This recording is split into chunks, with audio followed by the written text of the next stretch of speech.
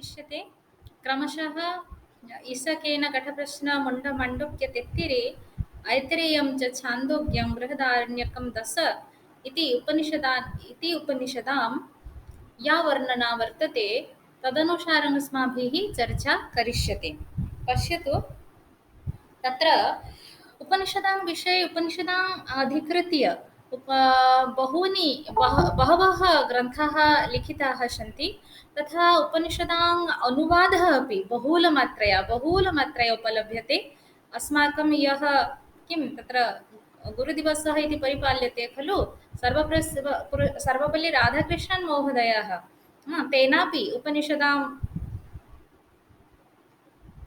तेनापि उपनिषदाम् अनुवादः कृतः अस्ति। सर्वपल्ली राधाकृष्णन् महोदयः अपि उपनिषदाम् अनुवादः कृतो अस्ति। दि उपनिषत्स् इति तेन 14 उपनिषदाम् अनुवादः कृतो अस्ति। ते 14 उपनिषदः प्रमुखाः सन्ति इति तेन उल्लिखितमस्ति। किम् अत्र आगच्छति? अस्तु।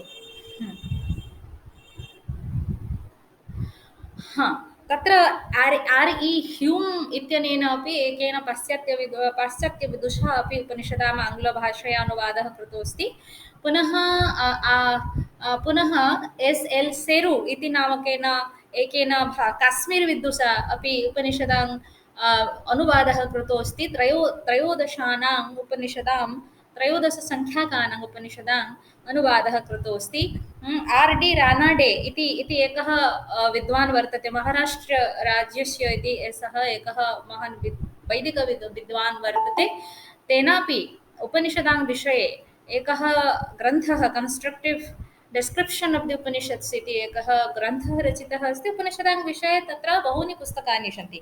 अस्तु, तत्र आचार्यशङ्करस्य भाष्यमेव अत्र प्रामाणिकम् आदौ एव ईशावास्योपनिषद् इति ईशावास्योपनिषद् विषये अस्माभिः पठिष्यते।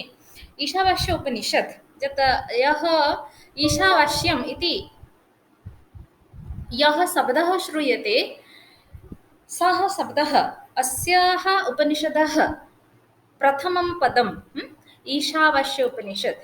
ईशशब्दस्य कः अर्थः छात्राः?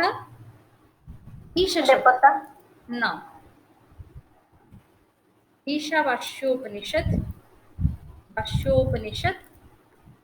अथवा ईशोपनिषत् अथवा ईशोपनिषत्।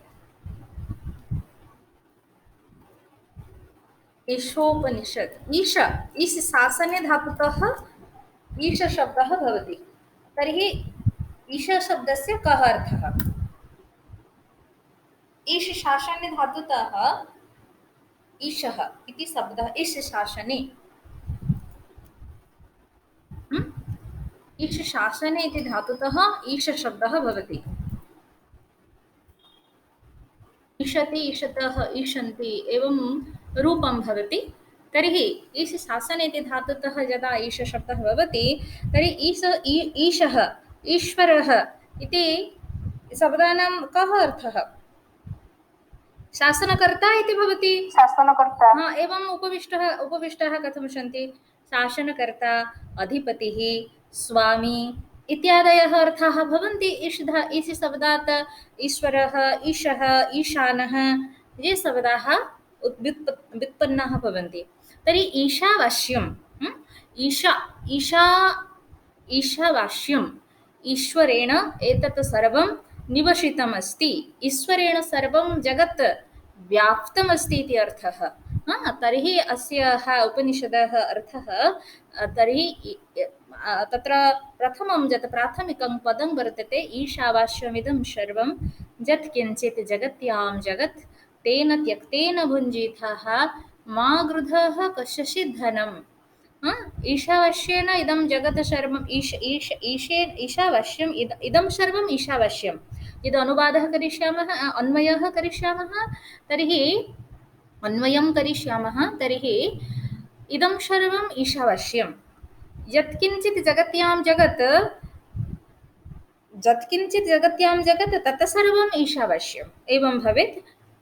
अतः त्यक्तेन एव भुञ्जितः कस्यचित् धनं माँ गृधः यार अर्थ कौन है जे ईश्वर द्वारा परमात्मा द्वारा ये समस्त जगत इस जगत रे जहाँ किछि जागतिक कथा विद्यमान अछि जगत्याम जगत बोली कहुई जगत्याम नाम अस्मिन् ब्रह्मांडे अस्मिन् सृष्टौ यत्किञ्चित् जागतिकं वर्तते तत्सर्वम् ईश्वरेण एव परिव्याप्तमस्ति अभिव्याप्तमस्ति सर्वत्र से परिपूरित होकर रही जमी वायुटा सर्वत्र भर्ती होकर रही पूर्ण होकर रही सेमिति भाव में ईश्वर बा परमात्मा सर्वत्र परिव्याप्त होकर रही तेणु तेन त्यक्तेन भोज ये संसार में तुमर किसी नुहे कारण से जदि सबुर अधिपति पुणी तुमर कौन है आमर किसी भी नुहे तेणु त्यक्तेन त्याग भावना द्वारा भोग करने उचित बोली कहते हाँ आमर प्रतिदिन कर्तव्य कर्म करने उचित बोली आम कर जन्म नहीं से करने पड़ो एभली भावना रखी करने उचित बोली यार प्रथम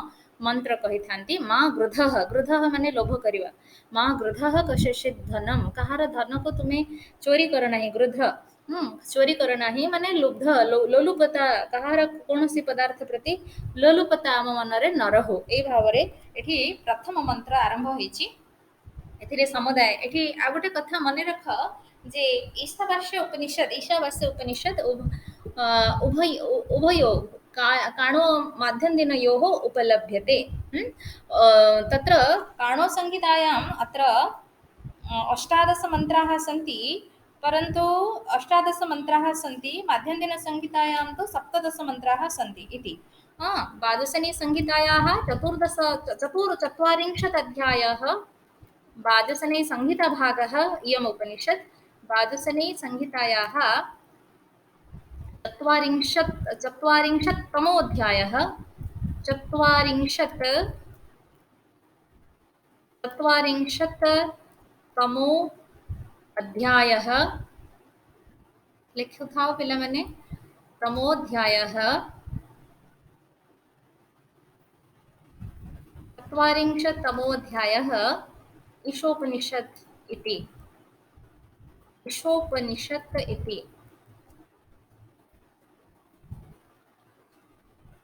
संहिताभागकारणात् अस्याः उपनिषदः प्राचीनता तु स्वतः प्रमाणिता भवति अपि च अस्याः उपनिषदः काणो शाखा काणो तत्र काणो माध्यन्दिन उभयत्र प्राप्यते यतोहि काणो संहितायामपि चत्वारिंशत् अध्यायाः सन्ति माध्यन्दिनसंहितायाः अपि चत्वारिंशत् अध्यायाः सन्ति द्वादशनी संहिता नाम माध्यन्दिनसंहिता भवत्यः पठन्ति किल अतः अत्र काणो संहितायाम् अष्टादश मंत्राः सन्ति तथा माध्यन्दिनसंहितायां सप्तदश मंत्राः सन्ति एकः मन्त्रः न्यूनः अस्ति माध्यन्दिनसंहितायां तत्र अत्र किं प्रसिद्धाः मन्त्राः कतिपयाः सन्ति यथा अष्टादश मंत्राः सन्ति इति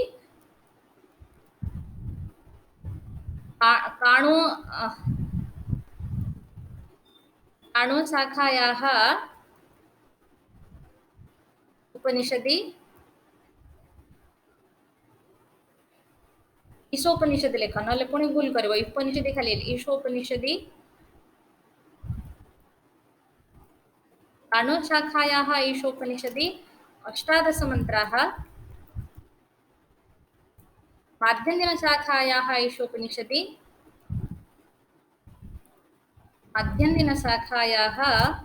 ईशोपनिषदि सप्तदश मंत्राः सन्ति सप्तदश मंत्राः सन्ति अत्र देख उपनिषद होछि पिले ज्ञानकांड आमे जानिचे काली आमे कथा होतले विषय ब्राह्मण भागटा होछि हमर कर्मकांड भाग आरण्यक भागटा होछि उपासना कांड एवं उपनिषद होछि ज्ञानकांड ज्ञान कहले जोटा सर्वश्रेष्ठ ज्ञान परब्रह्म परमात्मा ज्ञान परा विद्या बोली आमे जाको कहूचे जेमती मुंडक उपनिषद रे कहा जाईछि द्वे विद्ये वेदितव्ये पराच अपराच से कहुई स्पष्ट करके परा कहले कौ विद्या एवं अपरा कहले कौ विद्या तेणु परा विद्या परा शब्दर अर्थ श्रेष्ठ है अपरा कहले जोटा श्रेष्ठ नुहे ତାହା ଅପରା। ତେଣୁ ଶ୍ରେଷ୍ଠ ଶବ୍ଦଟା ସବୁବେଳେ ଗୋଟେକୁ ବୁଝେଇବ ପିଲେ, ଶ୍ରେଷ୍ଠ ସବୁବେଳେ ଗୋଟେ। ତେଣୁ ପରା ବିଦ୍ୟା ବା ବ୍ରହ୍ମ ବିଦ୍ୟା କହିଲେ ଗୋଟେ। ଆଉ ସଂସାରରେ ଯେତେ ସେଠି କୁହାହେଇଛି, ଛାନ୍ଦୋଗ୍ୟରେ ବି ନାରଦ ସନତ କୁମାର ସମ୍ବାଦରେ କୁହାହେଇଛି ଏବଂ ମୁଣ୍ଡକ ଉପନିଷଦରେ ବି କୁହାହେଇଛି ପରାବିଦ୍ୟା ପ୍ରସଙ୍ଗରେ। ଋଗ୍ବେଦ, ଯଜୁର୍ବେଦ, ସାମବେଦ, ଅଥର୍ବବେଦ, ନିରୁକ୍ତ ଯାହା ଯାହା ଶାସ୍ତ୍ର ଅଛି ସବୁ ଗୁଡାକ ପିଲେ ଅପରା ବିଦ୍ୟା, ସବୁ ଅପରା ବିଦ୍ୟା, ଏଇ ମାନେ ସାଂସାରିକ ଜୀବନ ପାଇଁକା ଆବଶ୍ୟକ। କିନ୍ତୁ ପରା କହିଲେ ବ୍ରହ୍ମ ବିଦ୍ୟା, ଯାହା ଆମକୁ ମୁକ୍ତି ଦବ, ଏ ସଂସାରରୁ ମୁକ୍ତି ଦବ, ତାହା ହଉଛି କେବଳ ପରା ବିଦ୍ୟା କହିଲେ ବ୍ରହ୍ମ ବିଦ୍ୟା ହେଲା। ତେଣୁ ଆତ୍ମବିଦ୍ୟା ବା ବ୍ରହ୍ମ ବିଦ୍ୟା ବୋଲି ଆମେ ଯାହାକୁ କହିଥାନ୍ତି ସେଇଟା ହିଁ କେବଳ ପରା ବିଦ୍ୟା। ତେବେ ଗୋଟେ କଥା ଜାଣ ଯେ ଜ୍ଞାନ କାଣ୍ଡ କହିଲେ ଏଇ ପରାବିଦ୍ୟାର ଚର୍ଚ୍ଚା, ଏବଂ ପରାବିଦ୍ୟା ସବୁବେଳେ କର୍ମକାଣ୍ଡର ବିରୋଧୀ ହେଲା। ମାନେ ସେ କର୍ମ କରିବାକୁ, ମାନେ ତୁମେ ଯଦି କର୍ମରେ ଲିପ୍ତ ରହିବ ଏ ସାଧନା କରିପାରିବନି। ସେଥିପାଇଁକା କର୍ମ ଜ୍ଞାନର ପରସ୍ପର ବିରୋଧ ରହିଛି। ଏଇ ଯୋଉ ଏଇ ଈଶାବାସ୍ୟ ଉପନିଷଦର ଆରମ୍ଭରେ ଆଚାର୍ଯ୍ୟ ଶଙ୍କରଙ୍କର ଯୋଉ ଭାଷ୍ୟ ଅଛି, ତା ପୂର୍ବରୁ ଯୋଉ ଉପକ୍ରମ ଅଛି, ସେଥିରେ ବହୁତ ସୁନ୍ଦର ଭାବରେ ସେ କଥା କୁହାଯାଇଛି। ଜ୍ଞାନ କର୍ମ ଏକାଠି ଏକାଠି ହେଇପାରିବନି ହେଲା। ତେଣୁ କିନ୍ତୁ ଏଇଟା ଗୋଟିଏ ଉପନିଷଦ, ସବୁଠି ଅଛି ବିରୋଧ। ଜ୍ଞାନ କର୍ମ, ତମେ କର୍ମକାଣ୍ଡ କରୁଥିବା ଯାଏ ତୁମର ଜ୍ଞାନକାଣ୍ଡ ହବନି। କର୍ମକାଣ୍ଡର ଉପରତ ହେଲେ ବା ବିରତ ହେଲେ ତୁମର ଉପାସନା କଲା ପରେ ତୁମେ ଜ୍ଞାନ କାଣ୍ଡକୁ ଆସିବ। ଏଇ କଥାକୁ ସେଠି ସ୍ପଷ୍ଟ କରିଦିଆ ହେଇଛି। କିନ୍ତୁ ଏଇଟା ଗୋଟେ ଉପନିଷଦ ପିଲେ, ଯୋଉ ଉପନିଷଦର ହଉଛି ବୈଶିଷ୍ଟ୍ୟ ରହିଛି, ଏଇ ଉପନିଷଦରେ ଜ୍ଞାନ କର୍ମର ସମନ୍ୱୟ ଦେଖାଯାଏ। ଏଇଟା ଗୋଟିଏ ଉପନିଷଦ, ଏମିତି ଆଉ କୌଣସି ଉପନିଷଦ ନାହିଁ। ଜ୍ଞାନ ଏବଂ କର୍ମର ସମନ୍ୱୟ କେମିତି ଅଛି, ଯଥା ମୁଁ ତମକୁ କହିବି। ଗୋଟେ ମନ୍ତ୍ର ଅଛି, ତୁମେ ଜାଣିଛ, ଅବିଦ୍ୟା ମୃତ୍ୟୁମ୍ ତୀର୍ତ୍ୱା ବିଦ୍ୟୟା ଅମୃତ ଅଶ୍ନୁତେ। ଅବିଦ୍ୟା କହିଲେ ଏ ସଂସାର, ଆମ ଯେତେ ପାଠ ଋଗ୍ବେଦ ଯଜୁର୍ବେଦ ସବୁ ସବୁ ହଉଛି ଅବିଦ୍ୟା ପିଲେ ହେଲା। ଯେତେ ବିଦ୍ୟା, ଯେତେ ଶାସ୍ତ୍ର ସଂସାରରେ ଅଛି ସବୁ ଅବିଦ୍ୟା, କେବଳ ବ୍ରହ୍ମ ବିଦ୍ୟା ହଉଛି ବିଦ୍ୟା। ତେଣୁ ବିଦ୍ୟା ଶବ୍ଦରେ ସେ କୋଉ ପରା ବିଦ୍ୟାକୁ ବୁଝୁଛନ୍ତି, ବ୍ରହ୍ମ ବିଦ୍ୟାକୁ ବୁଝୁଛନ୍ତି। କିନ୍ତୁ ଏଠି ସେ କହୁଛନ୍ତି ଏ ସଂସାରରେ ଯିଏ ଯିଏ ଜୀବନ ଧାରଣ କରିଛନ୍ତି ସମସ୍ତଙ୍କ ପାଇଁ ଦିଟା ଯାକର ଆବଶ୍ୟକତା ରହିଛି। ଆମେ ସିଧା ଜନ୍ମ ନେଇକିନା କେହି ସିଧା ବ୍ରହ୍ମ ବିଦ୍ୟା ବା ବ୍ରହ୍ମଜ୍ଞାନୀ ହେଇଯିବନି। ତାକୁ ଏଇସବୁ ବିଦ୍ୟା ମାଧ୍ୟମରେ ଧୀରେ ଧୀରେ ଧୀରେ ଧୀରେ ତାକୁ, ହୁଏତ ଗୋଟେ ଜନ୍ମରେ ନ ହେଇପାରେ, କିନ୍ତୁ ତାକୁ ଧୀରେ ଧୀରେ ଯିବାକୁ ହେଇଥାଏ। ତାକୁ ସ୍ତର ପରେ ସ୍ତର ଅତିକ୍ରମ କରିବାକୁ ପଡିବ। ତେଣୁ ସେଠି କୁହାହେଇଛି ଅବିଦ୍ୟା ମୃତ୍ୟୁମ୍ ତୀର୍ତ୍ୱା ବିଦ୍ୟୟା ଅମୃତମଶ୍ନୁତେ। ଅବିଦ୍ୟା ମୃତ୍ୟୁମ୍ ତୀର୍ତ୍ୱା, ମୃତ୍ୟୁମ୍ ତୀର୍ତ୍ୱା, ତୀର୍ତ୍ୱା ମାନେ ଅତିକ୍ରମ କରି, ତରଣ କରି, ପାର ହେଇ, ତୀର୍ତ୍ୱା विद्यया मृतम तीर्त्वा विद्यया अमृतम अश्नुते। विद्यया मृतम अमृतम अश्नुते एकाठी लगेगी लेख, मु संधि विच्छेद कर लिखुଛି तुम्हें जानिबा पई। अमृतम अश्नुते, अमृतम अश्नुते बोली कहा जाए। अमृतम अश्नुते 11 नंबर, एटा तार 11 नंबर मंत्र, ए उपनिषद रो 11 नंबर मंत्र। आर अर्थ कोन हैला, अविद्या। अविद्या कहले जेते हमर ए विद्या सब संसार रे अछि, से सब द्वारा, अविद्या द्वारा मृत्यु को पार करिकी विद्या द्वारा तुम्हें अमृत को पाइब। तामने मृत्यु लोक को तरिबा को हेले समस्त विद्या जानिबा दरकार। तबे जाय कि तुम्हें अमृत को विद्या द्वारा, ता पर स्टेप होची विद्या द्वारा तुम्हें अमृत को जानिब। बुझिला, एटा हमर जो बनारस हिंदू विश्वविद्यालय अछि तार एटा होची ध्येय वाक्य। सब विश्वविद्यालय रो जो सिंबल थाए, एम्ब्लेम, से एम्ब्लेम भितरे गोटे गोटे एमती गोटे हमर कोनोसे गोटे शास्त्र रु गोटे वाक्य लेखा ही थाए। तेणु एटा बीएचयू बा बनारस हिंदू यूनिवर्सिटी रो एटा होची अछि तांको एम्ब्लेम, से एम्ब्लेम भितरे अविद्या अमृतम तीर्त्वा विद्यया अमृतम अश्नुते। आम विश्वविद्यालय रे जगन्नाथ संस्कृत विश्वविद्यालय रो सेमती ध्येय वाक्य बोली ताको कहा जाए, ताको आदर्श वाक्य वा ध्येय वाक्य बोली कहा जाए। कौन अच्छी जानिच, जगन्नाथ संस्कृत विश्वविद्यालय रो ध्येय वाक्य कौन, किए कहि परिबो, जानिबा दरकार ना। निज विश्वविद्यालय रो एम्ब्लेम, एम्ब्लेम रे जगन्नाथंकर चक्र, नील चक्र अछि हमर सिंबल। सेठी सरस्वती अछंती, बीएचयू रो एम्ब्लेम रो सरस्वती बसचंती, ओंकार भितरे सरस्वती बसचंती। एठी हमर जगन्नाथंकर जो नील चक्रटा ही अछि, ता भितरे लिखा है थाए, ता सत्यम ज्ञानम अनंतम। शोभनम, शोभनम, वेरी गुड। एटा ध्यान कर माने मन रखिच, लक्ष्य करिच, एटा बहुत बड़ कथा हला। कारण तुम विश्वविद्यालय रे एते जानिबा कथा, एटा कोठु आसीची के कहि परिबो। एबे आगे आगो को जिबा पढिबा अवश्य से विषय रे। सत्यम ज्ञानम अनंतम, एटा कोठु आसीची ए वाक्यटा, कोठे गोटे शास्त्र रो सब विश्वविद्यालय रे लाइन जाईची, एटा कोठु आसीची, तैत्तिरीय उपनिषद रे अछि हला। तैत्तिरीय उपनिषद को वेदर, कृष्णयजुर्वेद। कृष्ण यजुर्वेद शोभना शोभना वेरी गुड तैत्तिरीय उपनिषद सत्यम ज्ञानम अनंतम एक्चुअली ब्रह्मंकर डेफिनेशन है जगन्नाथ को आम ब्रह्म बोली कही ना ना एटा सत्यम ज्ञानम अनंतम बोली कहुई से उत्कल विश्वविद्यालय कौन जानिछ पिले उत्कल विश्वविद्यालय गोटे दीप गोटे कलम एमती सब अच्छी ना उत्कल विश्वविद्यालय एम्ब्लेम भी गोटे बही ये सब दीपटा मझे जलुची माने ज्ञानर आलोक को सेटा सिंबलाइज करुची तो ता भी तांकर माने विश्वविद्यालय कौन ध्येय वाक्य कहि परिबो किए सा विद्या च विमुक्ताय। ना ना सा विद्या जा विमुक्ते एठी नै सा विद्या जा विमुक्ते कहार जानिच यूजीसी र विश्वविद्यालय अनुदान आयोग र सा विद्या जा विमुक्ते चक्र भितर अशोक चक्र अच्छी सेठी अशोक चक्र तले लिखा है सा विद्या जा विमुक्ताय एठी उत्कल विश्वविद्यालय सत्यं परम धीमहि है ना सा विद्या जा विमुक्ताय काली कहितली विष्णु पुराण र लाइन उपनिषद र लाइन नुहे हैला आउ ए सत्यं परम धीमहि truth is God, God is truth. ना ना से कथा लिखा है नहीं सत्यम परम धीमहि प्लीज सीक द ट्रूथ एक तार मीनिंग हो प्लीज सीक द ट्रूथ सत्यं परम धीमहि द अल्टीमेट ट्रूथ पुनी परम लगे तार ए वाक्यटा भागवत रे आसी है ना भागवतर प्रथम स्कंदर प्रथम अध्याय रे द्वितीय मंत्र द्वितीय श्लोक रे अछि कण अछि धर्म बुद्धित केतवो अछि सत्यं परम धीमहि जनमादस्य जतन्वयादितरतः चार्थे स्वभिज्ञ स्वराट तेने ब्रह्म हृदाज आदिकवये मह्यन्ते जत शूरयः तेजो वारि मृदां यथा विनिमयो जत्र त्रिशर्गो मृषा धामना स्वेन सदा निरस्तकुहकम् सत्यं परम धीमहि एटा सेकेंड द्वितीय मंत्र एटा भागवतर एटा है ना भागवतर द्वितीय मंत्र प्रथम स्कंद प्रथम अध्याय द्वितीय श्लोक मंत्र नुहे सेठी श्लोक अच्छा तेबे हमर एई कथा अविद्यया अमृतम तीर्त्वा विद्यया अमृतम अश्नुते विद्या एटा एई उपनिषद र वैशिष्ट्य होछि ज्ञान कर्मणोः समन्वयः बहुत समय जो माने ईशावास्य उपनिषद पढ़ी थिबो जदि को पढ़ी के आसीथिबो जदि को माने हां ज्ञान कर्मणोः समन्वयः अस्मे अस्याम उपनिषदे वाप्यते आउ कोठी एक कथा देखा जाए कौन से उपनिषद आउ शास्त्र कथा अलग किंतु ये उपनिषद साहित्य रे अन्य कोठी एक कथा देखा जाए नहीं एते छोट उपनिषद गोटे मात्र 17टा 18टा मंत्र किंतु से तार गुरुत्व बहुत बेसी रही ज्ञान कर्मणयोः समन्वयः अस्याम उपनिषदे वाप्यते श्याम श्याम उपनिषदि श्याम उपनिषदि अवाप्यते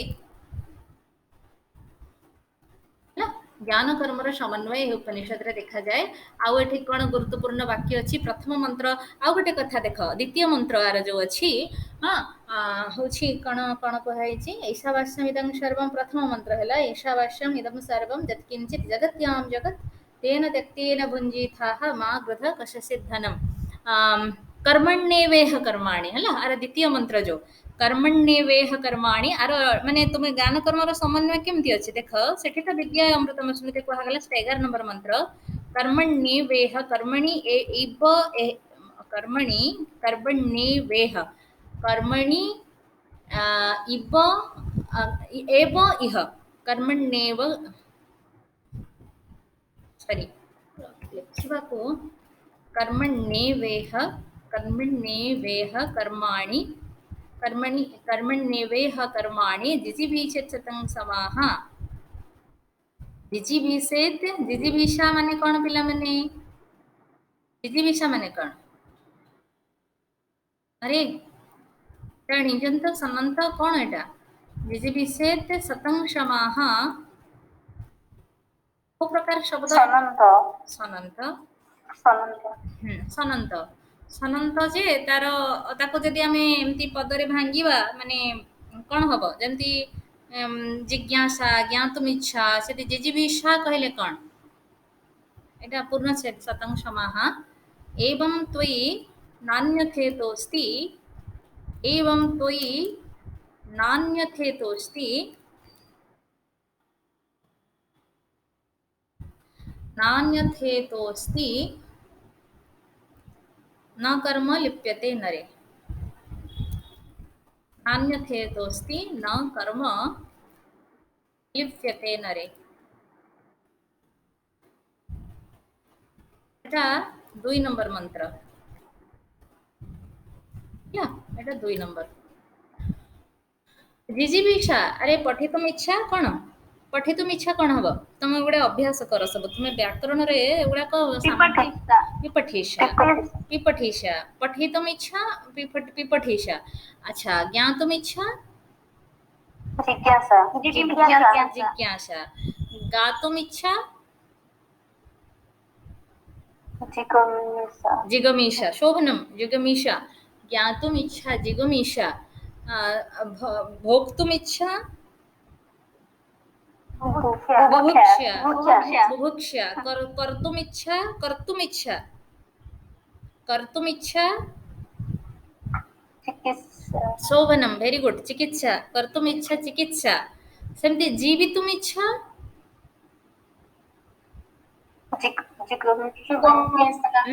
जिगमीषा तो गातुम इच्छा हला जीवितुम इच्छा बंचिबार इच्छा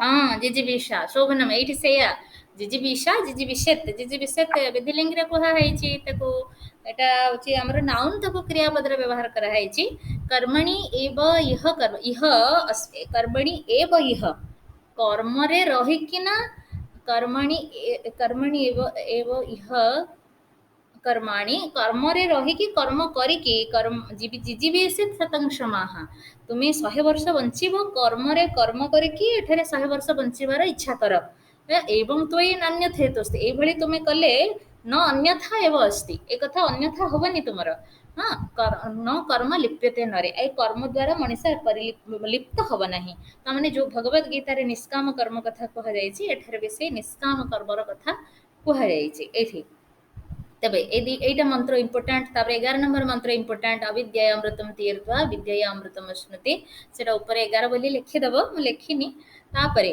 शेष को जो मंत्र अच्छी पिला माने जे कर्म करिवो आ अविद्या बा तुमरा हमरा जो जागतिक विद्या ताकू ता द्वारा मृत्यु लोक को पार करी ब्रह्म विद्या द्वारा अमर लोक को प्राप्त हो ए कथा को सेठी से कहउछंती तापर से लास्ट मंत्र कहे कि कर्म कर देख एटा गोटे बहुत भल कथा मो मन थे प्रश्न होता मो मोर एमए पढ़ला बेले प्रश्न पचारि आमर गोटे सेमिनार होता बीएचयू रे तो मुझे कही से कर्म करने कथा कहुई तेज अकर्म विकर्म अकर्म नहीं गीतार 3 प्रकार कर्म कथा कहुई अकर्म विकर्म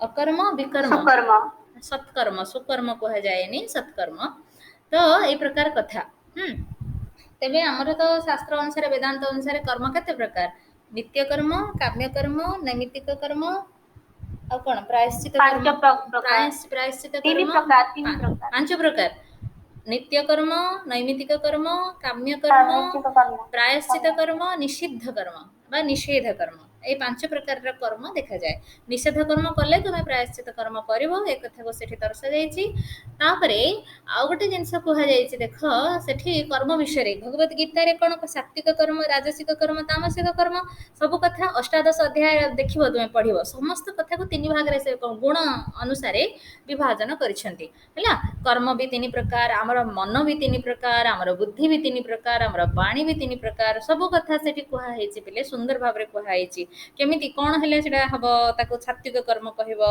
कोन हेले हमर सात्विक मन बोली आमे कहबा कोन हेले हमर सात्विक बुद्धि बोली कहबा से कथा सब सेठी कहा जायछि तेनो सेठी कथा पडिथिला जे आमे कर्म करबा लिप्त होबानी तेबे ताहा हमको बंधन रे पकेबनी कि हमर पुनर्बार हमर जो कर्म नै कि जो कष्ट हुए जन्म जन्मांतर रे से कष्ट हमर होबो नै हला तेनो सेटा को सेठी कहा जायछि ते गोटे जिनस चोर चोरी करछि किए क्या जो माने अन्यर क्षति करुच्ची से भी तो कर्म ना बिना कर्म तो आम क्षण भी रही पारानी हाँ नहीं कश्चित क्षणमपि जातु तिष्ठति अकर्मकृत एक कथा 3 अध्याय भगवद गीता कहुई तेणु आम कर्म न करके क्षण भी रही पारानी शोवा बसवा सब गुड़ाक गोटे गोटे क्रिया आमर भर्व सब गुड़ाक आमर तिंगंत पद किंतु सेठी कहुई कौ प्रकार कर्म कर कौ प्रकार कर बोली तुमको भी कहुई कहुई कर्मटा या से कर्मटा से कर्मटा से तेणिक तुम विचार एवं विवेक जे तुम को प्रकार कर्म आचरण कर ହେଲା। ତ ସେଠି ସେଇ କଥାକୁ କୁହାଯାଇଛି। ତେବେ ସେଠି ତୁମେ କହିବ ଯେ ଜଣେ ଚୋରି କରୁଛି ତା ସେ ଚୋରି କରିଦେଲା, କହିଲା ମୋର ଦରକାର, ସେ ଚୋରି କରିଦେଲା, ତାପରେ ଚୁପ୍ ହେଇଗଲା, ମାନେ ତାର ସେ ଦେହକୁ ନବନି ସେ କଥା, ତେବେ ସେଟା ଲିପ୍ତ ହେଲାନି। ତେବେ ତାର ଫଳ କଣ ସେଇଆ? ଜଣେ ନିଷ୍କାମ ଭାବରେ ସତ୍କର୍ମ କରିବାର ଫଳ ଯାହା, ଜଣେ ଚୋରି କରିକି ନିର୍ଲିପ୍ତ ରହିବାର ଫଳ କଣ ସେଇଆ? ସେଇଆ କି ଅଲଗା ହବ? ଫଳ ସମାନ ହବ ନା ପୃଥକ ହବ? ଆରେ ଫଳ ପୃଥକ ହବ। ହବ କାହିଁକି? କାହିଁକି ନା ସେଇଟା ଗୋଟେ ଚୌର୍ଯ୍ୟ କର୍ମକୁ ନିଷେଧ କରାଯାଇଛି, ତାହା ନିଷିଦ୍ଧ କର୍ମ। ତେଣୁ ସେଇଟା ଯୋଉ କଲା ସେଟା ତାମସିକ କର୍ମରେ ଯିବ, ଆଉ ସାତ୍ଵିକ କର୍ମ ସତ୍କର୍ମରେ ଯିବ। ହେଲା, ସାତ୍ଵିକ କର୍ମ ସତ୍କର୍ମ ସାତ୍ଵିକ କର୍ମରେ ଯିବ। ତେଣୁ ସାତ୍ଵିକର ଫଳ ଭିନ୍ନ, ରାଜସିକର ଫଳ ଭିନ୍ନ ଏବଂ ତାମସିକର ଫଳ ଭିନ୍ନ। ତେଣୁ ଯିଏ ଯାହା କରିବ ତାର ସେଇ ଅନୁସାରେ ତାର ଫଳ ତାକୁ ପ୍ରାପ୍ତ ହେଇଥାଏ। ଏଇ କଥାକୁ ଏଠି କୁହାଗଲା। ଆଚ୍ଛା, ତେବେ ଏଠି ତେଣୁ ସନ୍ମାର୍ଗରେ କର୍ମ କରିବାକୁ ଏ ଉପନିଷଦ ଆମକୁ ଉପଦେଶ ଦିଅନ୍ତି। ଶେଷ ମନ୍ତ୍ରରେ କୁହାଯାଇଛି, ବହୁତ ସୁନ୍ଦର କଥା ଶେଷ ମନ୍ତ୍ରରେ କୁହାଯାଇଛି, ଅଗ୍ନି ନୟ ସୁପଥା ରାୟ ସ୍ମାନ। ତୁମେ ଏଇଟା ପଢିଛ ବାଜସେନୀ? ପଢି ନଥିବ, ତୁମର ତ କୋର୍ସରେ 40 ଅଧ୍ୟାୟ ତ ନାହିଁ ନା, ତେଣୁ ଅଛି ତୁମର କାଣୁ ସଂହିତାରେ 40 ଅଧ୍ୟାୟଟା। ତୁମେ ପଢିବ କୋଉ ସେମିଷ୍ଟରରେ? ଏଇ ଫୋର୍ଥ ସେମିଷ୍ଟରରେ ପଢିବ, ଫୋର୍ଥ ସେମିଷ୍ଟରରେ ପଢିବ। ଆଚ୍ଛା, ସେଠି ଅଗ୍ନି ନୟ ସୁପଥା महोदय, अस्तु वदतु। नैमित्तिक कर्म किं वदतु? नैमित्तिक कर्म, नैमित्तिक कर्म कर्मणः उदाहरणं भवति। देख, नित्यकर्मर उदाहरण होची संध्या वंदनादिनी। नित्यकर्म श्री संध्या नित्यकर्म संध्या संध्या वंदनादिनी, संध्या वंदनादिनी। संध्या वेदान्तसार पुस्तके सर्वं लिखितमस्ति। वंदनादिनी, वंदनादिनी संध्या नित्यकर्म, संध्या वंदनादिनी। नैमित्तिककर्म निमित्तं निमित्तम् उपलक्ष्यीकृत्य क्रियमाणं कर्म नैमित्तिककर्म। नैमित्तिक पुत्रेष्टिजागः, पुत्रेष्टि पुत्रेष्टिजागः दशरथेन कृतः आसीत्। पुत्रेष्टियागः पुत्रनिमित्तं ते तं यागं तैः सः यागः कृतः। पुत्रनिमित्तं काम्यकर्म, कदाचित् काम्य नैमित्तिक समानम् इति कतिपयानां मतं, परन्तु तत् न समम् इति तत्र पार्थक्यं वर्तते। काम्यकर्म, काम्यकर्म यथा ज्योतिष्टोमादयः, अग्निहोत्रादीनि, किल अग्निहोत्रं नित्यकर्म, ज्योतिष्टोमादयः, ज्योतिष्टोमयाग, ज्योतिष्टोमेन स्वर्गकाम जजेत इति स्वर्गः तत्र काम्यः, किल ज्योतिष्टोमादीनि, ज्योतिष्टोमादीनि कर्माणि, ज्योतिष्टोमादीनि तत्र निषिद्धकर्म, निषिद्धकर्म, निषिद्धकर्म भवति कुष्माण्डभक्षणं, कुष्माण्डभक्षणं, ब्रह्महत्या इत्यादीनि, ब्रह्महत्या इत्यादीनि। तत्र धर्मशास्त्रे तत्सर्वं विशदतया वर्णितानि सन्ति, किं करणीयं किम् अकरणीयं। ब्रह्महत्यादीनि निषिद्धकर्म कर्म, तत्र प्रायश्चितकर्म चान्द्रायणादीनि। मैम ब्रह्महत्या माने कौन? ब्राह्मणଙ୍କୁ ମାରିବା, ହେଲା, ବ୍ରାହ୍ମଣଙ୍କୁ ହତ୍ୟା କରାଯାଏନି। ପ୍ରାୟଶ୍ଚିତାଦିନି, प्रायश्चित कर्म, प्रायश्चित कर्म तत्र चान्द्रायणादिनि, चान्द्रायणादिनि आदिनी लगे, आदि अच्छी पिले, आदि माने आउरी बहुत अच्छी आपर परे।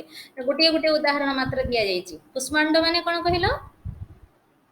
पानी कखरକୁ कुष्मांड कहନ୍ତି, सेटा खाइबाको मना करा ହେଇଛି ଶାସ୍ତ୍ରରେ, ହେଲା। कुष्मांड भक्षण, ब्रह्म हत्या को सब निषेध करा ହେଇଛି धर्मशास्त्ରରେ। ତା ବିଷୟରେ ସବିଶେଷ ବିବରଣୀ ଅଛି। କୋଉ ସ୍ଥାନରେ ବେଳେ ବେଳେ ମାଂସ ଭକ୍ଷଣ କୁହା ବି ହେଇଛି, ବେଳେ ବେଳେ ମାଂସ ଭକ୍ଷଣକୁ ମନା ବି କରା ହେଇଛି। ମନୁସ୍ମୃତିରେ ବି କୁହା ହେଇଛି, ତମେ ବହୁତ ବିଶଦ କୋଉଠି ମାଂସ ଭକ୍ଷଣ କରିବ, କେବେ କରିବନି, ଏସବୁ କଥାର ବିଶଦ ବିବରଣୀ ଦିଆଯାଇଛି ସେଥିରେ। ସବୁ ଏସବୁ କଥା ବି ଅଛି, ନଥିଲା ନାଇଁ, ଅଛି ସବୁ ଜିନିଷ ବିବରଣୀ ଆମର ଶାସ୍ତ୍ରମାନଙ୍କରେ ରହିଛି। ତେବେ ହଁ ତମକୁ ମୁଁ କହେ ସନ୍ମାର୍ଗରେ ଧନ ଅର୍ଜନ କରିବ, କର୍ମ ଆଚରଣ କରିବ ବୋଲି ଏଇଠି ଆମର ଏଇ ଉପନିଷଦର ଶେଷରେ କୁହାଯାଇଛି ଅଗ୍ନି ନୟ ସୁପଥା ରାୟ ଅଶ୍ମାନ। ଅଗ୍ନିଙ୍କୁ ପରମାତ୍ମା ବୋଲି ସ୍ତୁତି କରାଯାଇଛି। ହେ ଅଗ୍ନି, ସମ୍ବୋଧନରେ କୁହାଯାଇଛି ଅଗ୍ନି ନୟ ସୁପଥା। ହୁଁ, ବଦତୁ। ମ୍ୟାମ୍, ହୁଁ। ଆମେ ଆମେ ଯୋଉ ବର୍ତ୍ତମାନ ଯେତେ ସବୁ କର୍ମ କରୁଛନ୍ତି ସେଗୁଡାକ ନିତ୍ୟ କର୍ମରେ ଯିବ। ଆମେ ଯୋଉ ଏଗୁଡାକ ଆମର କର୍ତ୍ତବ୍ୟ। ନିତ୍ୟକର୍ମ ହେଲା ସକାଳୁ ଉଠିକି ତୁମେ ଯୋଉ ଭଗବାନ କେହି ନା କେହି କଣ ନା କଣ ଯାହା ତୁମେ ଜନ୍ମରୁ ଅଭ୍ୟାସ କରିଛ।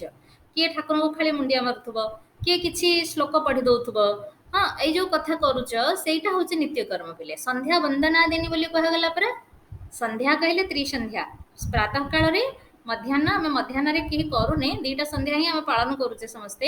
ଏବଂ ଅପରାହ୍ନରେ ଯେତେବେଳେ ଦିନ ଯାଇକି ରାତି ଆସୁଛି ସେଇ ସମୟରେ ଆମେ ଯାହା କରୁଛେ ସେଇଟା ହଉଛି ସନ୍ଧ୍ୟା, ସେଇଗୁଡା ନିତ୍ୟକର୍ମ ହେଲା। ସେଇଟା ସନ୍ଧ୍ୟା ମ୍ୟାମ୍, ବନ୍ଦନ। ମାନେ ହୁଁ। ସେଇ ଭିତରେ ଯୋଉମାନେ ଭଲ କାମ କରୁଥିବେ, ନିତିଦିନ ଯୋଉମାନେ ଭଲ କାମ କରୁଥିବେ ସେଟାକୁ ନିତ୍ୟକର୍ମ କିମ୍ବା ସନ୍ଧ୍ୟା ବନ୍ଦନା ଦିନି କର୍ମ କୁହାଯିବ। ତ ନାଇଁ ନାଇଁ ଯୋଉମାନେ ଚୋରି, ଶୁଣ ଗୋଟେ ଶୁଣ ଚୋର କରୁଛି। ନାଇଁ ଶୁଣ, ସନ୍ଧ୍ୟା ବନ୍ଦନା ଆମେ କର୍ମକୁ 5 ଭାଗରେ ବାଣ୍ଟିଲେ। ତେଣୁ ସନ୍ଧ୍ୟା ବନ୍ଦନ ହଉଛି ନିତ୍ୟକର୍ମ। ଆଉ ଆମେ ପ୍ରତିଦିନର ଆମର ଯୋଉ ଯାହା ଯାହା କରୁଛେ ସେଗୁଡାକ ଆମର ଶୁଣ, ନିତ୍ୟକର୍ମର ଆଉ ଗୋଟେ ଡେଫିନେସନ ତମେ ଆଉ ଗୋଟେ କଥା ନିତ୍ୟକର୍ମ ବିଷୟରେ ଜାଣ। ନିତ୍ୟକର୍ମ ଯଦି କରିବ ତାହେଲେ ନିତ୍ୟକର୍ମ ମାନେ ପ୍ରତିଦିନରେ ଯୋଉ ଦେବତାଙ୍କର ବା ଯୋଉ ଭଗବତ ଆରାଧନାଟାକୁ ସନ୍ଧ୍ୟା ବନ୍ଦନା ଦିନି ନିତ୍ୟକର୍ମାଣୀ ବୋଲି କୁହାଯାଇଛି। କିଏ କିଏ ବେଦ ପାଠ, କିଏ ତୁମ ନିତ୍ୟ ମାନେ କିଏ ପ୍ରତିଦିନ ବେଦ ପଢୁଛନ୍ତି, କିଏ ଗୀତା ପଢୁଛି, କିଏ ବିଷ୍ଣୁ ସହସ୍ର ନାମ ପଢୁଛି, ସେଗୁଡାକ ନିତ୍ୟକର୍ମ। ଆଚ୍ଛା, ନିତ୍ୟକର୍ମ ଆଚରଣ କଲେ ଯାହା ତୁମେ ଜନ୍ମରୁ ଅଭ୍ୟାସ କରିଛ ସେଟା ନିତ୍ୟକର୍ମ ଆଚରଣ କଲେ ଆମକୁ କିଛି ଫଳ ମିଳେନି। କିନ୍ତୁ ନିତ୍ୟକର୍ମ ନ କଲେ ପ୍ରତ୍ୟବାୟ ହୁଏ ବୋଲି, ପ୍ରତ୍ୟବାୟ ମାନେ ପାପ ହେଲା, ଦୋଷ। ତେଣୁ ନିତ୍ୟକର୍ମ ଯଦି ଆରମ୍ଭ କରିଛ ତାହେଲେ ପ୍ରତିଦିନ କରିବାକୁ ବାଧ୍ୟ। ଯଥା ଅଗ୍ନିହୋତ୍ରକୁ ନିତ୍ୟକର୍ମ ବୋଲି କୁହାଯାଇଛି ବୈଦିକ ମାନଙ୍କ ପାଇଁ। ସେମାନେ ଯଦି ଅଗ୍ନିହୋତ୍ର ଆରମ୍ଭ କରିଛନ୍ତି ମୃତ୍ୟୁ ପର୍ଯ୍ୟନ୍ତ କରିବେ, ଆଉ ସେଥିରେ ବ୍ୟବଧାନ କଲେ ତାଙ୍କର ସେଇଟା ପାପ ହବ। ସେଇଟା ହଉଛି ନିତ୍ୟକର୍ମ। ଆଉ ଯୋଉ କଥା ତୁମେ ପଚାରୁଛ ଚୋରି କରିବା, ଏ କରିବା, ଯୋଉଟା ସେଗୁଡାକ ହଉଛି ତାମସିକ କର୍ମ। ତାମସିକ କର୍ମ ଆମେ ପ୍ରତିଦିନ ବିଭିନ୍ନ କଥା ସଂସାରରେ କରୁଛେ। ନିତ୍ୟକର୍ମ ଆମର ସକାଳର ସରିଗଲା, ତାପରେ ଆମେ ଯାଉଛେ, ପଢୁଛେ, ମିଟିଂ କରୁଛେ, କଥା କହୁଛେ, ଏଇଟା କରୁଛେ, ସେଟା କରୁଛେ, ଏଇ ଯୋଉ ବିଭିନ୍ନ କଥା ଆମର ବୃତ୍ତି ଅନୁସାରେ ଆମର କର୍ତ୍ତବ୍ୟ ବୋଲି ଆମେ ଯୋଉଟାକୁ କହୁଛେ, ଡ୍ୟୁଟି ବୋଲି କହୁଛେ। ସେଇ କର୍ମରେ ତୁମେ ସେ ଦିନ ସାରାର କଣ କଲ ସେଇଟା ବି ତୁମର ସଞ୍ଚୟ ହେଇକି ରହିଲା। କୋଉଦିନ କଣ କଲ, କୋଉଦିନ କଣ ନ କଲ, କଣ ଠିକରେ କରିଛ କି ନାହିଁ, କେତେ ମାତ୍ରାରେ ମନ ପ୍ରାଣ ଦେଇକି କରିଛ, ଏସବୁ କଥା ସେଗୁଡାକ ହଉଛି ଆମର ସଞ୍ଚିତ ହେଇକି ରହୁଛି। ସଂକ୍ଷିପ୍ତ, ପ୍ରାରବ୍ଧ ଆଉ କ୍ରିୟମାଣ, 3 ପ୍ରକାର କର୍ମ ସେଟା ବି ଅଛି। ଗୋଟେ ଫିଲୋସଫି ଦର୍ଶନ ରେ କୁହାଯାଇଛି ସେ ବି 3 ପ୍ରକାର କର୍ମ। ଆମେ ଏଠି ଯାହା ଭୋଗୁଛେ, ତୁମେ ଭାବିବ ମୁଁ ସବୁ ଭଲ କାମ କରୁଛି ପିଲେ, ମୁଁ କିଛି ଖରାପ କରୁନି, କିନ୍ତୁ ମତେ ଗୁଡାଏ କଷ୍ଟ ମିଳୁଛି। ତେଣୁ ମୋ ମନରେ ପ୍ରଶ୍ନ ଆସିବ ଯେ ମୁଁ ତ ସବୁ ଭଲ କରୁଛି, ପୁଣି ମତେ ଏତେ କଷ୍ଟ କାହିଁକି ମିଳୁଛି? ତ ଏଇ ଯୋଉ କଥା ଆମେ ମନରେ ଆସେ, ଏଇଟାର ଉତ୍ତର ହଉଛି ଆମେ ପ୍ରାରବ୍ଧ ପୂର୍ବ ଜନ୍ମରେ କିଛି କରିଥିବା, ଯାହାର ଫଳ ଆମକୁ ଏବେ ଭୋଗିବାକୁ ପଡୁଛି। ସେଟା ପ୍ରାରବ୍ଧ କର୍ମ ସଞ୍ଚା ହେଇକି ରହିଥିଲା, ଏ ଜନ୍ମରେ ଆମକୁ ଭୋଗିବାକୁ ପଡିଲା। ବୁଝିହେଲା? ହେଲା। ଏଇଟା ଗୋଟେ ତା ପାଇଁ ତୁମେ ସମାଜରେ ଯୋଉଟା ଚିନ୍ତା କଳ୍ପ ବୋଲି ଗୋଟେ ବାହାରେ, ସେଟା କେବେ ସେଟା ପଢୁଥିବ। ଯଦି ସମାଜ ପଢୁଛ, ନହେଲେ ତମେ ମୋବାଇଲରେ ଇ ସମାଜ ପଢିପାରିବ। ସେଥିରେ ଗୋଟେ ବହୁତ ସୁନ୍ଦର କଥା ଥରେ ବାହାରିଥିଲା। କୁନ୍ତି ତ ପାଣ୍ଡବ ମାନଙ୍କର ମା, ତୁମକୁ ଖାଲି ପଚାରିଲା କର୍ମକୁ ନେଇକି ବୋଲି, କହିଲା ଯାହା ଯେତିକି ଜାଣିଛି ମୁଁ ସେତିକି କହୁଛି ତୁମକୁ। ତ କୁନ୍ତିଙ୍କର 100 ପୁଅ ମରିଗଲେ, ତାଙ୍କୁ କେତେ କଷ୍ଟ ହେଇଥିବ। ସିଏ ତା ପୁଅ ମାନେ କଣ କଲେ ସେଟା ତ ଅଲଗା କଥା, କିନ୍ତୁ ସେ ଗୋଟେ ମା ପାଇଁ ପୁଅ ସେଥିରେ କିଛି ଫରକ ନଥାଏ ହେଲା। ତେଣୁ ଭଗବାନ କୃଷ୍ଣଙ୍କୁ, କୁନ୍ତି କହୁଛି, ଗାନ୍ଧାରୀ, ଭୁଲ କହିଲି ତୁମକୁ, ଗାନ୍ଧାରୀଙ୍କର ଯୋଉ 100 ପୁଅ ମରିଗଲେ, ଗାନ୍ଧାରୀ ଜଣେ ଧର୍ମପରାୟଣା ମହିଳା ଥିଲେ। ସେ କେବେ ତାଙ୍କ ପୁଅ ମାନଙ୍କୁ କହିନଥିଲେ ଯେ ତୁମର ଜୟ ହଉ, ନାଇଁ, ଅକ୍ଷୟ ହେଉ ପୁଣ୍ୟ ଜଗତେ ଧର୍ମର ହେଉ ଜୟ ବୋଲିକା ଆମେ ପଢିଛେ, କବିତା ଆମର ସ୍କୁଲରେ ପଢା ହେଇଥିଲା ହେଲା। ସେ କହିନାହାନ୍ତି, ତାଙ୍କ ଦୁର୍ଯ୍ୟୋଧନ ଯେତେବେଳେ ଆସିକି ମାଙ୍କର ଆଶୀର୍ବାଦ ମାଗିଛନ୍ତି ଯୁଦ୍ଧ ପୂର୍ବରୁ, ସେ କଣ କହିଛନ୍ତି? ଅକ୍ଷୟ ହେଉ ପୁଣ୍ୟ ଜଗତେ ଧର୍ମର ହେଉ ଜୟ। ଏ ପୁଣ୍ୟ ଜଗତରେ ଅକ୍ଷୟ କୀର୍ତ୍ତି ଧର୍ମର ହେଉ, ଧର୍ମ ଜୟ ଲାଭ କରୁ, ତୁମର ଜୟ ହେଉ ବୋଲି ସେ କହିଲେନି, କି କାହାର ଜୟ ହେଉ ବୋଲି ବି ସେ କହିଲେନି ହେଲା। ତେଣୁ ସେଠି ଗାନ୍ଧାରୀ କୃଷ୍ଣଙ୍କୁ ପ୍ରଶ୍ନ କରିଛନ୍ତି। ତ ତେଣୁ ମା ମନରେ ପୁତ୍ର ନିଧନରେ ଯୋଉ କଷ୍ଟ, ତାଙ୍କୁ 100ଟା ପୁଅ ତାଙ୍କ ଆଖି ସାମ୍ନାରେ ତାଙ୍କର ମାନେ ଜୀବାବସ୍ଥାରେ ଚାଲିଗଲେ, ତ ତାଙ୍କୁ ସେଇଟା ବହୁତ କଷ୍ଟ ହେଇଛି। ତ କୃଷ୍ଣଙ୍କୁ ସେଇଟା ସେ ପ୍ରଶ୍ନ କରିଛନ୍ତି ଯେ ମୁଁ କଣ ଦୋଷ କରିଥିଲି ଯେ ମତେ ପୁତ୍ର ଶୋକ ଦେଲ। କୃଷ୍ଣ ତାପରେ ତାଙ୍କୁ ତାଙ୍କ ପୂର୍ବ ଜନ୍ମର ଚିତ୍ର ଦେଖାଉଛନ୍ତି ବୋଲି ସେଟା ଏମିତି ଗୋଟେ କୁହା ହେଇଥିଲା, ମୁଁ ପଢିଥିଲି, ମତେ ସେଇଟା ବହୁତ ଭଲ ଲାଗିଲା। ତ ଯୋଉ ଚିତ୍ର ଦେଖେଇଲେ 27 ଜନ୍ମ ପର୍ଯ୍ୟନ୍ତ ତାଙ୍କୁ ତାଙ୍କର ଜୀବନ ଚର୍ଚ୍ଚା ଦେଖେଇଛନ୍ତି। ତାଙ୍କର 27 ନମ୍ବର ପୂର୍ବ ଜନ୍ମରେ, ତାମାନେ ଆମେ ସବୁ କେତେ କେତେ ଜନ୍ମ ପାଇ ପାଇ ଆସୁଥିବା ତମେ ଭାବ। ତାଙ୍କର 27 ନମ୍ବର ପୂର୍ବ ଜନ୍ମରେ ସେ ଗୋଟେ ଜଣେ ରାଜକନ୍ୟା ଥିଲେ। ସେ ରାଜକନ୍ୟା ଥିଲା ବେଳେ ଗୋଟେ ସମୁଦ୍ର କୂଳରେ ସେ ବୁଲୁଥିଲେ। ସମୁଦ୍ର କୂଳରେ ସେଠି କୁମ୍ଭୀର ମାନେ ସବୁ ଅଣ୍ଡା ଦେଇଥିଲେ। ସେ ବୁଲୁ ବୁଲୁ କଣ କରିଛନ୍ତି, ସେ ଅଣ୍ଡାକୁ ସବୁ ପାଦରେ ଟକ୍ ଟାକ୍ କରିକି ଫୁଟେଇ ଦେଇଛନ୍ତି। ତାଙ୍କୁ ଭଲ ଲାଗୁଛି, ସେ ଶବ୍ଦଟା ଯୋଉ ହଉଛି ଫୁଟି ଯାଉଛି ଅଣ୍ଡା ଗୁଡାକ, ତାଙ୍କୁ ଭଲ ଲାଗିଛି। ଫୁଟେଇ ଦେଲା ପରେ 100ଟା ଅଣ୍ଡା ଏମିତି ସେ ଫୁଟେଇଥିଲେ। ତେଣୁ ସେଇଟା ଦେଖ, ମାନେ ସେଗୁଡାକ ଜୀବ ହତ୍ୟା କଲେ, ତାମାନେ ସେ ଅଜାଣତରେ କରିଥିଲେ, ଜାଣିକି କରିନାହାନ୍ତି ସେତେବେଳେ ସେ, କି ତାଙ୍କୁ ଗୋଟେ ଉଦ୍ଦେଶ୍ୟପୂର୍ଣ୍ଣ ଭାବରେ ବି କରିନାହାନ୍ତି। ତେଣୁ ଦେଖୁ ତାଙ୍କୁ ସେଇଟା ସଞ୍ଚିତ ହେଇକି ରହିଲା ରହିଲା 27ଟା ଜନ୍ମ ପରେ ତାଙ୍କୁ ମିଳିଲା। ସେ ପଚାରିଲେ ଯେ ତୁମେ ତ ମତେ ସାଙ୍ଗେ ସାଙ୍ଗେ ଦଣ୍ଡ ଦେଇପାରିଥାନ୍ତ ନା, ନା ସେ ଦଣ୍ଡ ତୁମେ ସହିପାରିନଥାନ୍ତ। 27 ଜନ୍ମ ପରେ କମି କମି କମି କମି କମି କମି ସେ ଦଣ୍ଡଟା ଏଇଭଳି ଭାବରେ ତୁମ ଦଣ୍ଡ ଆସିକି ଏଇ ସ୍ତରରେ ପହଞ୍ଚିଥିଲା, ଯୋଉଟା କି ତୁମେ ସହିପାରିବ, ସେତିକି ବେଳେ ତୁମକୁ ସେ ଦଣ୍ଡ ଦିଆଗଲା। ବୁଝିପାରୁଛ କେମିତିକା କଥା ସବୁ ଆମର ଅଛି। ତେଣୁ ଆମ ମାନଙ୍କ କଥା ତ ଛାଡ, ଆମେ ମାନେ କଣ କହିଥିବ କଣ ନାହିଁ ଜାଣିନି। ସେଇଥିପାଇଁ ବେଳେ ବେଳେ ମନରେ ଆସେ ଯେ ମୁଁ ତ କିଛି କାହାର କ୍ଷତି କରୁନି, ମତେ କାହିଁ କଷ୍ଟ ମିଳୁଛି। ଏଇଟା ଆମେ କେବେ ତମମାନଙ୍କୁ ବି ଅନୁଭବ ହେଇଥିବ। ତ ସେଇଟା ଆମର କୋଉ ଜନ୍ମରେ କଣ ହେଇଥିବ, କୋଉ ବାଟେ ସେଇଟା ରହି ରହି ରହି ରହି ଆସିକି ଆମକୁ କୋଉ ବାଟେ ମିଳୁଛି ମିଳୁଛି ହେଲା। ତେଣୁ ଏଇ ହଉଛି କଥା। ତେଣୁ ଅଗ୍ନେନୟ ଦେଖ, ସେଥିପାଇଁ ପ୍ରାର୍ଥନା କରାଯାଇଛି, ଅଗ୍ନେନୟ ସୁପଥା ରାୟ ଅସ୍ମାନ୍ ବିଶ୍ୱାନି ଦେବ ବୟୁନାନି ବିଦ୍ୱାନ୍, ବିଶ୍ୱାନି ଦେବ ବୟୁନାନି ବିଦ୍ୱାନ୍, ବୟୁନାନି ବିଦ୍ୱାନ୍ ଯୁଯୁଧସ୍ମତ୍ ଜୁಹುରାଣಮೇନಂ, ଯୁଯୁଧସ୍ମତ୍ धस्मत् जुजुधस्मत् जुजुधस्मत् जुहुराण मे जुहुराण जुहुराणमेनं, जुहुराणम एनम, एनम माने पाप, जुहुराणम एनम भूयिष्ठां ते नम उक्तिं विधेम, भूयिष्ठां ते नम उक्तिं विधेम, नम उक्तिं विधेम। ଏଇଟା ବହୁତ ସୁନ୍ଦର ମନ୍ତ୍ର। ଏଇ ଉପନିଷଦର ଶେଷକୁ ଅଛି ଯେ ହେ ଅଗ୍ନେ, ହଁ ଅସ୍ମାନ୍ ରାୟ ସୁପଥାନୟ, ଧନ, ରାୟ ଶବ୍ଦର ଅର୍ଥ ରଇ ମାନେ ଧନ, ତାର ଚତୁର୍ଥୀ ଏକ ବଚନରେ ରାୟ ହେଇଛି। ଧନ ନିମିତ୍ତ ଆମକୁ ସନ୍ମାର୍ଗରେ ନିଅ। ଧନ ଅର୍ଜନ କରିବାର ଲୋକ ବହୁତ ବାଟ ସଂସାରରେ ତିଆରି କରିଛନ୍ତି, କିନ୍ତୁ ଆମକୁ ଧନ ପାଇଁ ସନ୍ମାର୍ଗରେ ନିଅ। ଏଇଟା ବହୁତ ବଡ ଲାଇନ। ତ ବିଶ୍ୱାନି ଦେବ ବୟୁନାନି ବିଦ୍ୱାନ୍, ବିଶ୍ୱଦେବ ହେଲା, ବିଶ୍ୱାନି ଦେବ ବୟୁନାନି ବିଦ୍ୱାନ୍। ତ ହେ ବିଶ୍ୱଦେବ, ତୁମେ ମାନେ ବିଦ୍ୱାନ ଅଟ ବା ସର୍ବଜ୍ଞ ଅଟ, ଆମ ସମସ୍ତଙ୍କୁ ତୁମେ ଜାଣିଛ ହେଲା। ଯୁଯୁଧସ୍ମତ୍ ଜୁହୁରାଣମ୍ ଏନମ୍, ତ ଆମ ମାନଙ୍କର ଯୋଉ ଏନ ପାପକୁ ତୁମେ ସର୍ବୋତ ଭାବରେ ଧ୍ୱଂସ କରିଦିଅ, ନଷ୍ଟ କରିଦିଅ। ଭୂଇଷ୍ଠାଂ ମତେ ନମ ଉକ୍ତିଂ ବିଧେୟ, ଆମେ ମାନେ ତୁମକୁ ବହୁବାର ବହୁବାର ପ୍ରଣାମ କରୁଛୁ, ନମସ୍କାର କରୁଛୁ ବୋଲି ଏ କଥା କୁହାଯାଇଛି ହେଲା। ତ ଏଇଟା ଏଥିର ବହୁତ ସୁନ୍ଦର ମନ୍ତ୍ର। ଏଥିରେ ଆମର ଡିପାର୍ଟମେଣ୍ଟରେ ଏହାର ପୋଷ୍ଟର ଲଗା ହେଇଛି, ଦେଖିବ। ବିଭିନ୍ନ ଆମର ଗୋଟେ କାର୍ଯ୍ୟକ୍ରମ 6 ମାସ ଧରିକି ହେଇଥିଲା। ଗୋଟେ କାର୍ଯ୍ୟକ୍ରମ ବେଦ ବିଭାଗରେ ଆମେ କରିଥିଲୁ 18 ମସିହା 19 ମସିହାରେ। 7 ଦିନ ଧରି ଗୋଟେ ବେଦ ଜ୍ଞାନ ସପ୍ତାହ ହେଇଥିଲା। ଆମର ବେଦର କଥା ସବୁ ସେଥିରେ ଗୋଟେ ଲେଖା ହେଇଥିଲା, ଯାହା ଗାଇଡଲାଇନ୍ସ ଥିଲା ଯେ ପୋଷ୍ଟର ଧରିକି ବେଦର ଭଲ ଭଲ ବାଣୀ ସବୁ ଆମେ ସବୁ ଜାଗା ମାନଙ୍କୁ, ବିଭିନ୍ନ ଜାଗା ମାନଙ୍କୁ ଯିବୁ, ଯୋଉଟା କି ଲୋକମାନଙ୍କର ନଜରରେ ପଡିବ, ସେମିତି ସବୁ ପୋଷ୍ଟର ବନେଇଥିଲୁ। ସେଇ ପୋଷ୍ଟର ଗୁଡାକ ଏବେ ଡିପାର୍ଟମେଣ୍ଟରେ ମରା ହେଇଛି, ଦେଖିବ। ବହୁତ କଥା ଏମିତି ଆମେ ଖୋଜି ଖୋଜି ସବୁ ବାହାର କରିକି ଲେଖିକି ଦେଇଥିଲୁ, ତାର ଅନୁବାଦ ସହିତ ଅଛି। ଆଚ୍ଛା, ଆଗକୁ ଯିବା। କେନୋପନିଷଦ, ଈଶ, ଈଶ ପରେ କେନ। ଦ୍ୱିତୀୟ ଉପନିଷଦ ହଉଛି କେନୋପନିଷଦ। उपनिषद केनोपनिषद केन वेदेन सह संबंधिता, सामवेदेन। शोभनम्, सामवेदेन सह संबंधिता।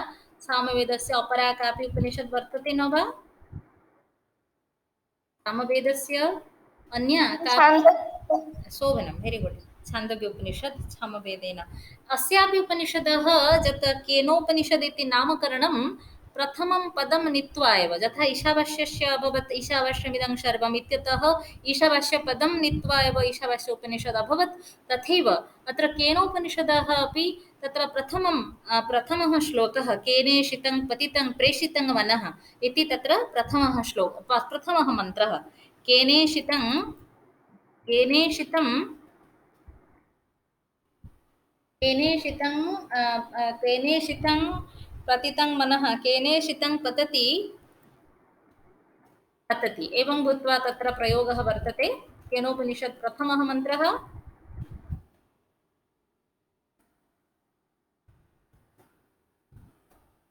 केन केन ईशितं केन प्रेरितं भूत्वा मनः मननं करोति केन प्रेरितं भूत्वा वाणी वाचं वदति केन प्रेरितं भूत्वा अस्माकं श्रोत्रेन्द्रियं श्रवणं करोति केन प्रेषितं भूत्वा अस्माकं चक्षुः पश्यति केन प्रेषितं भूत्वा अस्माकं घ्राणेन्द्रियं जिघ्रति एवं एवं प्रश्नाः तत्र प्रारंभे एव उल्लिखिताः सन्ति नहीं मनरे प्रश्न हुएनि आखिटा काहा जोगुरु देखुची आखि आखि तो माने हमर आखि कोन सब किछि की ए कथा ब्रह्मसूत्र रे भी बहुत सुंदर भाव रे व्याख्या करा है जे सर्वत्र उपनिषद रे बहुत सुंदर जिज्ञासा जो अछि से जिज्ञासा मानवर सनातनी जिज्ञासा हला आमे मनटा मोर मनन करूची काहा जोगुरु मनटा गोटे शिशुर मन मनन करूनी गोटे पागलर मन मनन करूनी गोटे मृत व्यक्तिर मन मनन करूनी है किंतु मोर मन मनन करुच्ची चिंता करुच्ची कहा जोगुरु हाँ मोर आखि देखुची कहा जोगुरु अंधटे देखी पारुनी हाँ छोट पिलाटे भी देखिले भी किसी जानी पारुनी किंतु गोटे प्राप्त वयस्क व्यक्तिर आखि देखी पारुची बुझी पारुची जानी पारुची शुणी पारुची कहा जोगुरु करि पारुची सेठी बहुत सुंदर प्रश्न एक कथा कहा जायछि प्रकृति रे आमे आत्मा जोगुरु सब करि पारुचे से तेनो आत्मविद्यार विवेचना सेठी करा जायछि सेठी चारिटा खंड अछि प्रथम तीनटा खंड रे ए प्रकार कहा हिछि एवं शेष खंड रे उमा हेमवती आख्यान माध्यम रे केमिति आत्मा को जक्ष बोली कहा हिछि एवं तार चर्चा करा हिछि तो मार्मिक भाव रे उपनिषद रे बहुत सुंदर आत्मविद्यार विवेचना मार्मिकतया आत्मविद्यायाः विवेचना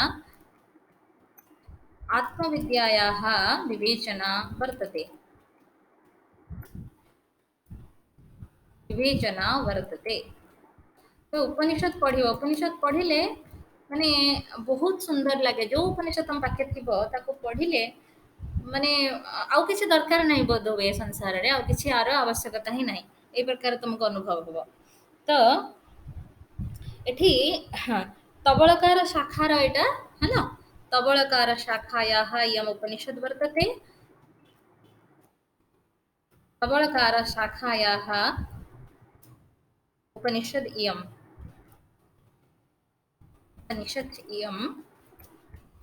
तबलकार शाखार आउ किछि मिलुनी पिले ना ब्राह्मण मिलुची आरण्यक मिलुची आरण्यकर किछि अंशतः मिलुची पूर्णतया मिलुनी एवं उपनिषद मिलुची तो प्रथम खंडे तत्र खंडत्रयं वर्तते खंड चारटे नहीं खंड तुमर तीनटा अछि जहाँ चतुर्थ खंड ठीक कहिछि मु चतुर्थ खंड अछि खंड चतुष्टयं वर्तते एठी तुमर 16टा 17टा 18टा मंत्र एठी खंड ता भितरे अछि मंत्र भी अछि गद्य भी अछि एतरे दीटा जाक अछि गद्य पद्य प्रथम दीटा रे अछि पद्य तापर को अछि तुमर गद्य खंड चतुष्टयं वर्तते खंड चतुष्टयं वर्तते खंड चतुष्टयं वर्तते प्रथम खंडे कौन विषय देखिबा प्रथम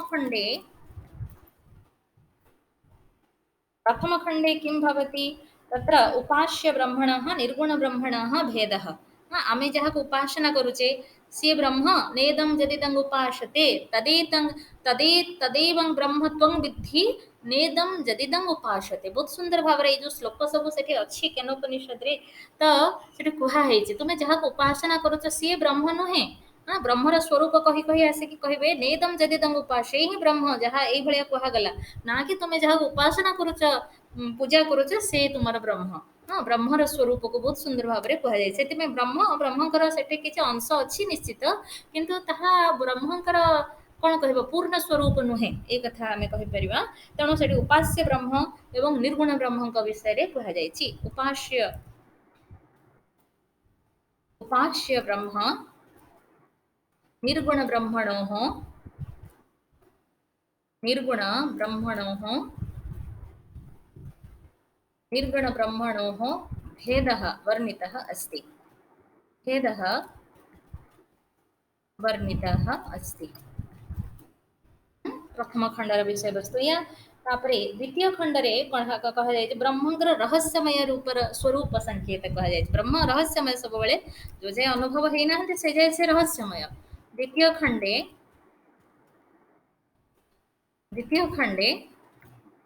ब्रह्मण ब्रह्मण रहस्यमय स्वरूपम वर्णितमस्ति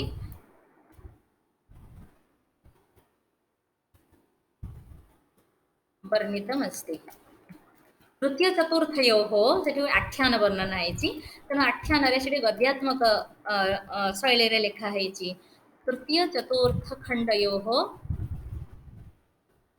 एटा गोटे टेक्स्ट बुक और ओडिशा ओपन यूनिवर्सिटी रे करबा को थिला तो केनोपनिषद थिला सेटा मु लिखि तार विषय वस्तु तुम देखि परिबो तार पीडीएफ ओडिशा ओपन यूनिवर्सिटी रो वेबसाइट रे अछि पीडीएफ हे किना सेटा रहिछि तृतीय चतुर्थ खंडयोः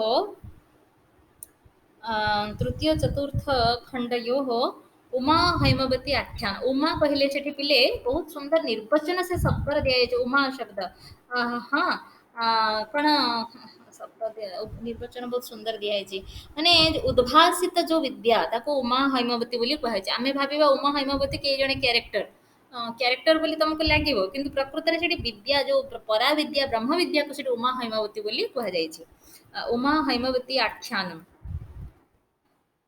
हैमवती आख्यानं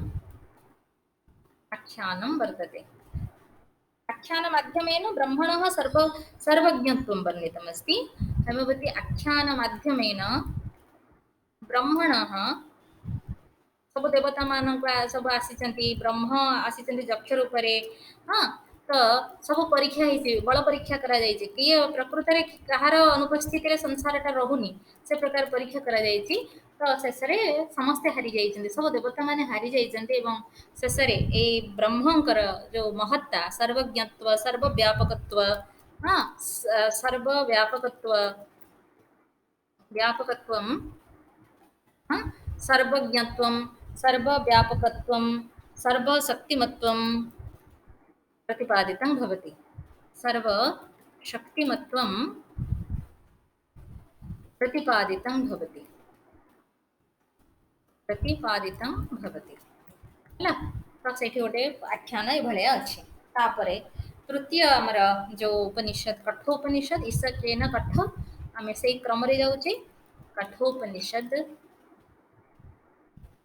को केन वेदेन संबंधिता कठोपनिषद कृष्ण यजुर्वेद हाँ शोभनम कठ शाखया सह संबंधिता इयम उपनिषद गंभीर अद्वैत तत्वस्य गंभीर अद्वैत तत्वस्य अद्वैत माने दीटा तत्व किसी ना संसार में गोटे आमर आत्मा एवं ब्रह्म ये दीटा अभिन्न एमाने अलग अलग नुहंती जे अलग अलग हेले तो दीटा एंटिटी हो दुईटा रहिला माने संसार रे तो से सुख दुख ए सब रहिबो जेतबे एक हेजिबो सेतबे सुख दुख किछि रहिबोनी एटा होछि प्रकृत रे आर दर्शन ए भितरे जो अद्वैत दर्शन रो कथा होछि तुम जेतबे दुई भाबिबो सेतबे भेद माने परस्पर भितरे किछि पार्थक्य भेद रहिबो ही रहिबो और रहिले ही सेटा ही दुख किंतु जेतबे एक हेजिबो सेतबे आ किछि दुख रहिबोनी एई कथा को तो कहा सहित एक ब्रह्म सहित तादात्म्य लाभ करिबो एक हेजिबो आत्मा सेतबे आ किछि रहेनी सांसारिक आ किछि रहेनी मनीष विमुक्त हो जाए मुक्ति ताको ही कह जाइछि ताहा ही मुक्ति बा लिबरेशन बा इमानिसिपेशन जो कथा आमे सब पढुचे दर्शन बही मानकरे से कथा को ही एटा दर्शैछि गंभीर अद्वैत तत्वस्य गंभीर अद्वैत तत्वस्य विवेचनमत्र वर्तते तुम्हें जानिच समस्ते पढ़िच प्रायतः कठोपनिषद पढ़ी के आसथिबो नहीं पढ़ी न तुम माने बीए ऑनर्स रे थिला आं महोदय आम् तत्र तत्र स्नातकसम्मानविषये कठोपनिषत् पाठ्यक्रमे वर्तते अतः तत्र कठोपनिषदि पश्यतु एकस्य एकस्य बालकस्य जा ब्रह्मजिज्ञासा आत्मजिज्ञासा तदत्र निदर्शित तत्र नचिकेता तत्र समग्रस्य मानवस्य प्रतिनिधिभूतः नचिकेता एकः बालकः एकादशवर्षीयः द्वादशवर्षीयः एकः बालः तस्य पिता विश्वजित् जागस्य अन्ते विश्वजित् जागस्य अन्ते स्वस्य धनानि एव दानरूपेण प्रयच्छति दक्षिणारूपेण प्रयच्छति तत्र अस्ति विश्वजित् जागे सर्वमेव स्वस्य पदार्थान् सर्वान् प्रियपदार्थान् एव दानरूपेण तत्र कस्य प्रदास्यति तर्हि यदा सः पुत्रः एतत् अपश्यति चेत् तस्य पिता रुग्णः गाः अपि ददाति तेन तस्य मनसि दुःखं जातं तथा तेन प्रश्नः पृष्टः जे मां कस्मै दत्तवान् इति अहमपि भवतां प्रियः पुत्रः तदा मामपि दानरूपेण ददातु यदि तत्र जीर्ण गोसम्पत्तेः प्रधानकारणादेव तस्य मनसि एषा शङ्का जाता एतत् दुःखं जातं तस्य पिता क्रोधवशात् एव उक्तवान् गच्छतु जमाय दत्तं जमाय प्रदत्तः अतः सः स्वस्य मानसिकयात्रा तत्र स्वदेहेन यदि सः कुत्र निकाञ्चन स्थानं गच्छेत् तत्र उपविश्य ध्यानमग्नः स्यात् तर्हि जमेन सह तस्य साक्षात्कारः सञ्जातः स्यात् यथा सावित्रीसत्यवान् उपाख्याने अस्माभिः दृश्यते तत्र तथैव मानसिकयात्रा भवति चेतनायाः यात्रा भवति येन तत्र जमेन सह साक्षात्कारः सञ्जातः तत्र सः पृष्टवान् प्रथमप्रश्ने स्वस्य पितुः कृते वरम् अपृच्छत् द्वितीयवरे स्वस्य तेन यज्ञस्य कृते कर्मकाण्डस्य वरः पृष्टः पञ्चाग्निविद्यायाः साधनायाः वरः पृष्टः तथा तृतीयवरे तेन ब्रह्मविद्यायाः जिज्ञासा कृता परन्तु जमः एकः उत्तमः गुरुः एकः उत्तमः आचार्यः तेन स्वतः एवं ब्रह्मविद्यायाः उपदेशं न करोति बहुवारं बहुधा परीक्षणं कृतवान् नचिकेतायाः योग्यताविषये केनापि प्रलोभनेन सः न विचलितः जातः तथा स्वस्य मानसिकी निष्ठायाः पराकाष्ठया एव तेन ब्रह्मविद्या अधिगता ब्रह्मविद्या अधिगता तुम एकथा सब पढ़ीच एवं जानिच है तेणु यहाँ आम जाचे कठोपनिषद विषय तेठे तीनिटा कौन अच्छी कठोपनिषद तीनिटा बल्ली अच्छी तुम जाच कठोपनिषद तुम जानिच बहुत सुंदर सुंदर वाक्य से अच्छे केते सुंदर कथा अच्छी कठोपनिषद जे आगे लिखि सारे तुम विषय वस्तु टे आलोचना करवा तो ए तीनिटा वल्ली अच्छी त्रयः वल्लयः सन्ति तिस्रः सरी क्षम्यतां तिस्रः वल्लयः सन्ति वल्लयः सन्ति तिस्रः वल्लयः पुनश्च प्रतिवल्लिं खण्डत्रयं वर्तते एवं नवखण्डाः सन्ति तत्र अध्यायाः सन्ति तत्र ना एठी मु भूल लिखिली पिले एठी प्रकृत रे दीटा अध्याय ना दीटा अध्याय अछि सॉरी सेटा काटी दियो अध्याय मानकरे बोली अछि अध्याय अछि अध्याय मानकरे बोली अछि भूल लिखिली मु एटा भूल बोली सेटा काटी दियो सेते टाइम एमती क्रॉस देली तना भूल अछि सेटा मु भूल लिखिली तो अध्याय द्वयं वर्तते छटा बल्ली समुदाय अछि अध्याय द्वयं वर्तते अध्याय द्वयं वर्तते प्रति अध्यायं वल्लीत्रयं वर्तते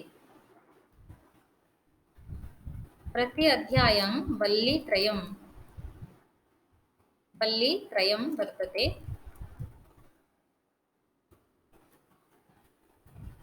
प्रत्यध्यायं वल्लीत्रयं वर्तते तैत्तिरीय आरण्यकर अंश विशेष बोली आमे जानिचे तैत्तिरीय आरण्यकर 10टा प्रपाठक अछि ना तैत्तिरीय आरण्यकरे 10टा प्रपाठकरू तुमर तृतीय कोटा नहीं सेटा तैत्तिरीय उपनिषद हेछि तैतरीय आरण्यकर संकेत एथिरे दिया जायछि। हाँ तापर एठी कहा जायछि आत्मविद्या ब्रह्मविद्यायाः जोगर मध्य योगतत्त्वस्य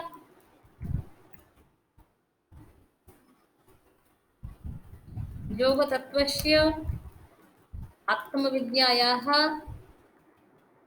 ब्रह्मविद्यायाः वा श्रेयमार्ग प्रियमार्गर वर्णना जोटा कि हमर सेकेंड सेमिस्टर रो प्रथम पेपर अछि मते पढेबाक पडिबो श्रेय विद्या प्रिय विद्या तो आत्मविद्यायाः ब्रह्मविद्यायाः वा हम्म, जाग तत्त्वस्य नै जोग तत्त्वस्य म भूल लिखिछि योग तत्त्वस्य आत्मविद्यायाः ब्रह्मविद्यायाः वा श्रेयः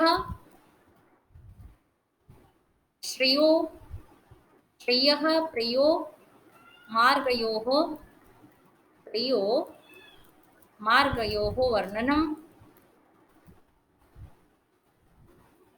पञ्चाग्निविद्यायाः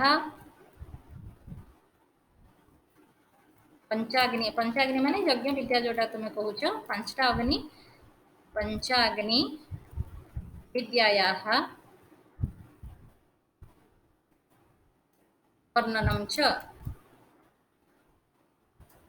वाप्यते कथा मुख्य भाव में एथे वर्णना करा जायछि तेबे गोटे सुंदर कथा कहा जायछि जे हमर ए शरीरटा होछि गोटे रथ बड़ी सुंदर से श्लोकटा के मन रखे जा शरीर गोटे रथ बुद्धि होछि हमर एठी सारथी रथरे सारथी होछि बुद्धि हैला आउ लगाम होछि हमर मन हैला बुद्धि होछि सारथी ए कथाटा को आमे पढुचे जानुचे किंतु जति आत्मस्थ करबा एवं हृदयंगम करबा ए कथा बहुत गुरुत्वपूर्ण ए जिनसटा एथे सुंदर भाव रे कहा आइछि एवं हमर इंद्रिय माने होचन सब घोड़ा से रथरे जोड़ा हेतबा घोड़ा सब होचन हमर इंद्रिय माने हैला तो तापरे हमर जो विषय सब रहिछि जथा जतेटा इंद्रिय सते सते प्रकार विषय आखि देखिबा होचे विषय हमर कान सुनिबा विषय हाँ नाक सुंघिबा बा गंध ग्रहण करबा विषय एवं हमर बाणी बाणी पाटी बाक बाक इंद्रिय बाक सेटा हमर कर्मेंद्रिय बाणी कथा कहबा एवं हमर रसनेन्द्रिय खाद्य ग्रहण करबा जते जते इंद्रिय अछि कर्मेंद्रिय ज्ञानेन्द्रिय 10 प्रकार जो इंद्रिय अछि बिले एवं मन तत्सहित मनटा लगाम हैला इंद्रिय मन को नियंत्रण करे मन हैला सेते पई सेटा लगाम तो लगाम एई सब भितरे से कहउचंती आत्मा संगरे जदि माने संश्लिष्ट हेबे कहिले के ना हमर आत्मार निकटतर होची बुद्धि बुद्धिर निकटतर होची मन मनर निकटतर होची प्राण एवं प्राणर निकटतर होचंती ए सब गुडा तो इंद्रिय एमती भाबरे आमे भितरु जदि बाहर को आसीबा आ बाहर जदि भितर को जिबा बाहर हमर सब इंद्रिय माने रहिचंती इंद्रिय परे हमर प्राण शक्ति रहिछि प्राण परे हमर होची मन रहिछि मन पाखकु रहिछि बुद्धि बुद्धि परे हमर आत्मा एटा होची स्तर स्तर करिकिना ए सब कथा रहिछि माने परस्पर ठर माने श्रेष्ठ श्रेष्ठ बोली कहि परिबा हां इंद्रिय मानक ठर श्रेष्ठ हमर प्राण प्राण ठर श्रेष्ठ मन मन ठर श्रेष्ठ बुद्धि बुद्धि ठर श्रेष्ठ हमर आत्मा सर्वश्रेष्ठ आत्मा तो ए प्रकार कथा ए सब गुडा जदि गोटे हबो माने एकात्म होई जिवो ताहले हमको सब किछि मिलि जिवो बोली से कहछन माने सब किछि मिलिबो माने ब्रह्म विद्या आत्म साक्षात्कार बा आत्म विद्या प्राप्त हो गेले संसार रे आ किछि जानिबा दरकार नाही बस सब आपे तुमको जणा पड़ी जिवो ए कथा को सेठी कहा जायछि कि श्लोक जाय मन रखिछो से मंत्रटा को के मन रखिछो कहि परिबो आत्मानं रथिनं विद्धि के कहि परिबो माने अछि रे कहार गोटे उदाहरण भाव में दब ना आत्मानं रथिनं विद्धि आत्मानं रथिनं विद्धि शरीरं रथमेव तो आत्मानं रथिनं विद्धि विद्धि माने जान आत्मानं रथिनं विद्धि शरीरं रथमेव तो आत्मा हो सरी आत्मा होची रथी आउ रथी माने जे बसीची नै रथरे दी जण न थांदी जणे सारथी थिबो आउ गोटे जणे रथी हेकिना बसीथिबो जेमिति कि अर्जुनଙ୍କ रथरे सारथी हेले कृष्ण किंतु रथरे रथी किए रथी हेला अर्जुन हेला अर्जुन को चलेई कि नौचंती से तेणु सारथी चलेई कि ना नब बुद्धि सारथी किंतु आत्मा होची रथी सेठी बसीची से रथरे से बसिबो जे मुख्य हेकी बसथाय आत्मानं रथिनं विद्धि शरीरं रथमेव तु आत्मानं रथिनं विद्धि शरीरं रथमेव तु बुद्धिं तु सारथिं विद्धि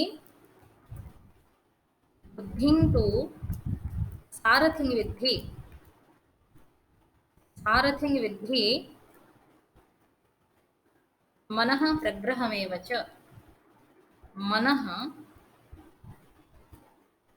प्रग्रह माने लगाम, प्रग्रहमेव च। इंद्रियाणि हयानाहु, हय माने घोड़ा, इंद्रियाणि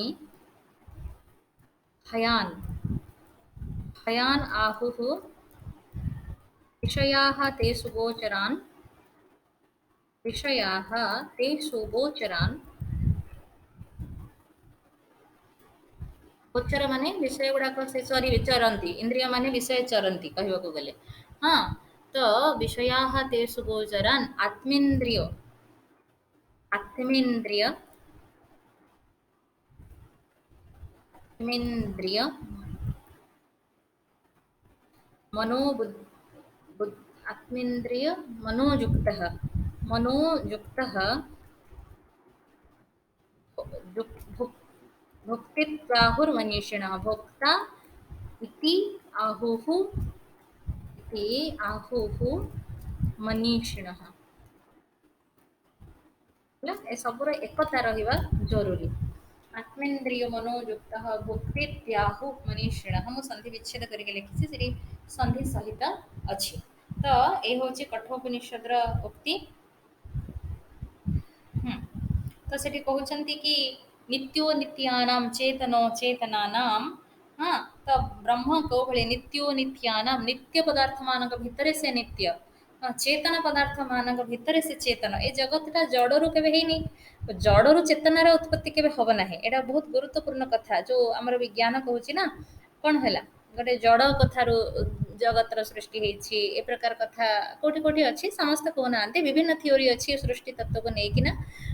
किंतु आमर भारतीय दर्शन कहे कि जड़रू चेतन हब नाही, गोटे चेतन ही चेतन हो पार। चेतना व चैतन्य व कनसीयसनेस बोली जोटा को कहउछ, कनसीयसनेस आम सब प्राणी कनसीयस बा आम भितर चेतना अच्छी, जोटा को बुद्धि बोली कहउछ पिले सेटा को ही चेतना व विज्ञान बोली कह जाए। तेणु से चेतनार ही आम गोटे चेतनार तैयारी हेछि, जड़रू चेतन हो पारबनी। तेबे सेटा को बहुत सुंदर भाव में सेठी कह जाइछि। ए शरीर रे जंती गोटे कौन गोटे मुंज, मुंज गोटे घास, से घासर मंजी, से मंजी भितर खोलिब खोलिब तुम से मंजी जमी बरफल, बरफल भितर को जाओ, ता भीतर एते छोट छोट बीज सब अच्छी, से गोटे बीज को भांग, गोटे बीज को भांग, केते क्षुद्र अंश बाहर जमती का सूक्ष्म, सेमिति भाव में परब्रह्म परमात्मा आत्मा रूप से ये जीव शरीर रे प्रति प्राणी मानकर शरीर रे विद्यमान अटंती बोली दर्शन एठी कहा जाइछि। हैला कठोपनिषद से तीनटा उपनिषद पढ़िले, बाकी उपनिषद आमे पुणी पढ़िबा। मु सोमवार दिन 4टा बेले तमर ए क्लास नेबी, आज एबे सेतिकी थाओ। हैला ना प्रश्न उपनिषद पढ़ी देबा, प्रश्न उपनिषद पढ़िबा। मोर एबे नाही तो नियुक्त क्लास, तमर अन्य क्लास मोर क्लास तो थिला आ कोन। अच्छा, प्रश्न उपनिषद, प्रश्न उपनिषद न केन वेदेन सह संबंधिता? अथर्ववेदेन। शोभना, वेरी गुड। प्रश्नोपनिषद, प्रश्नोपनिषद अथर्ववेदेन सह संबंधिता। अत्र षड् प्रश्नाः सन्ति। हैला प्रश्नोपनिषदर अध्याय मानक प्रश्न बोली ही कह जाइछि। षड् प्रश्नाः सन्ति, षड् प्रश्नाः सन्ति। तार चैप्टर को माने काहे कि कह जाइछि प्रश्न जानिछ? तत्र प्रश्न इति नामकरणेपि यथार्थता वर्तते। तत्र षड् ऋषयः पैप्पलाद ऋषिं, पैप्पलाद अथर्ववेदस्य एका शाखा वर्तते, पैप्पलाद शाखा, पिप्पलाद ऋषिणा दृष्टा प्रसारिता शाखा पैप्पलाद शाखा इति। तेणु ऋषिणां पैप्पलादम् अन्ये षड् ऋषयः आगत्य षड् प्रश्नाः क्रमशः कुर्वन्ति। तथा ऋषिः पैप्पलादः तत्तत् प्रश्नानाम् उत्तरं प्रस्तौति अनया उपनिषद् माध्यमेन। तदर्थम् अस्याः उपनिषदः नाम प्रश्नोपनिषद् इति। तत्र षड् ऋषयः के ते ऋषीणां नामानि अत्र वर्तते न वा इति न जाने, अत्र न वर्तते तेषां जानिछि। कुह कण कण कुह। सुकेश, सत्यवान, रुको रही जा भार्गव, रो तथेन। रो तो गोटे गोटे कह। सुकेशः, हो तापरे सत्यवान सत्यवान सत्यवान सत्यवान तापरे भार्गव भार्गवः सत्ययन ମୁଁ ବହି ଅଛି ଆଣିକି ଦେଖି ହବ ଭାର୍ଗବः କାତ୍ୟାୟନ ଅଛନ୍ତି ଆ ଦେହରେ ହଁ महोदय अस्तु आं महोदय वदतु कात्यायनः तदनन्तरं सुबन्धु सुबन्धुः स्वायळन स्वयेन शरण स्वायळन स्वायाळन न क्षणं तिष्ठतु अहं स्वयेन पुस्तकम् आनयामि पुस्तकं दृष्ट्वा एव कथयामि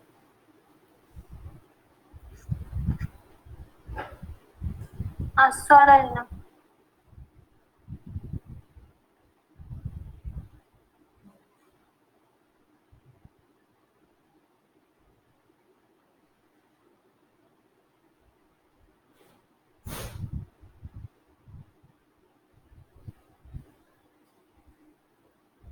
तत्र वदामि प्रश्नोपनिषदिति तत्रापि बहु तत्र ब्रह्मविद्यायाः आत्मविद्या प्राणस्य तथा आत्मनः यः सम्पर्कः अत्यन्तसुन्दरतया तत्र उपस्थापितमस्ति आत्मनः छाया भवति प्राणः इति तत्र यथा मनुष्यः यदा तत्र गच्छति मनुष्येन सह तस्य छाया गच्छति तथैव आत्मा यावत्पर्यन्तं तिष्ठति तावत्पर्यन्तं प्राणः अवतिष्ठति छायारूपेण इति तत्र आत्मनः छायास्वरूपं तत्र वर्णितमस्ति सुकेशः ततः भरद्वाजः तदनन्तरं शैब्यः इति शैब्यः सत्यकामः पुनरेकवारं लिखतु आचार्यं पैपलादम् आउथरे लेख भूल लेख ହେଇଛି आचार्य पैपलादं बही ଅଛି ମୋ ପାଖରେ ପୁରା आचार्यं पैपलादं षड् ऋषयः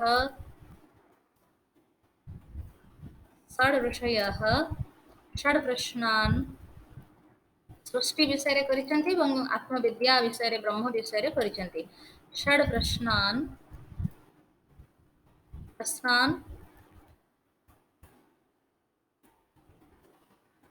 पृष्टवन्तः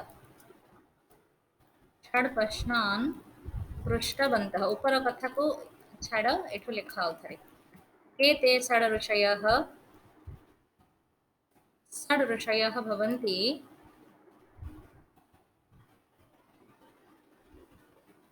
षड् ऋषयः भवन्ति शुकेशाः तत्र समुचितमस्ति शुकेशाः ततः भारद्वाजः न तु भरद्वाजः शुकेश तत्र क्षम्यतां भारद्वाजः शुकेशः गोत्रसहितं तत्र ऋषीणां नामानि अत्र लिखितानि सन्ति तत्र भारद्वाजः शुकेशः भरद्वाजगोत्रीयः शुकेशः भारद्वाजः शुकेशः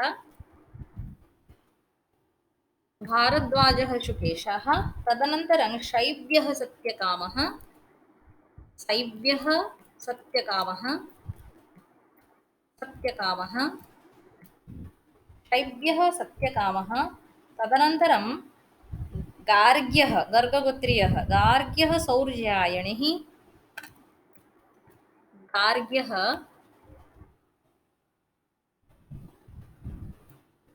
गार्ग्यः सौर्यायणिः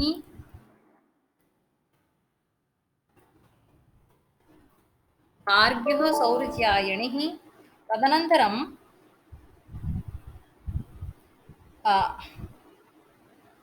अश्वलायनः अश्वलस्य पुत्रः अश्वलायनः कौशल्यः अश्वलायनगोत्रीयः ऋषेः नाम कौशल्यः अश्वलायनः कौशल्यः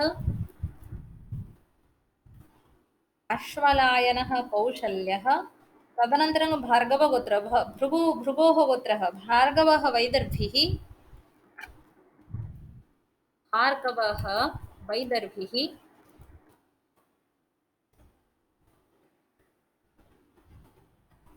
भार्गवः वैदर्भिः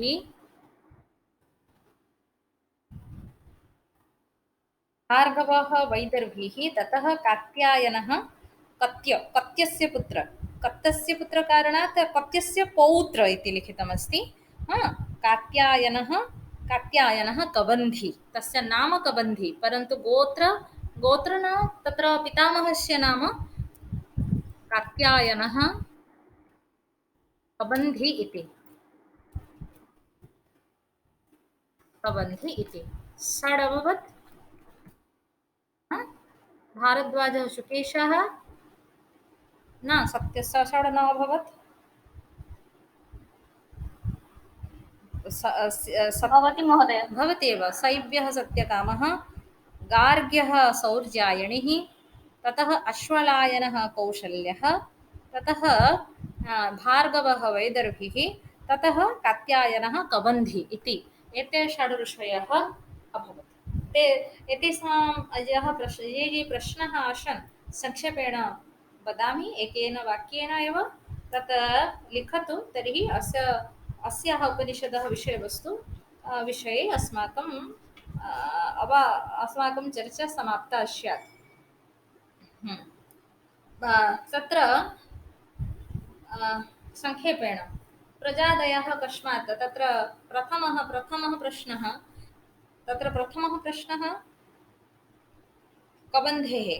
कबन्धेः ऋषेः प्रश्नः।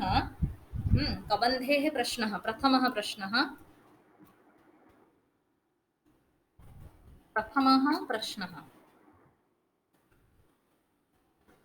कबन्धेः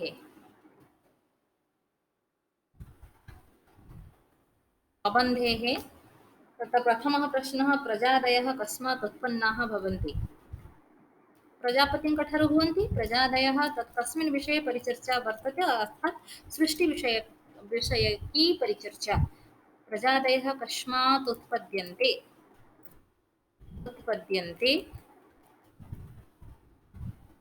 इति सृष्टिविषयकी परिचर्चा इति अर्थः।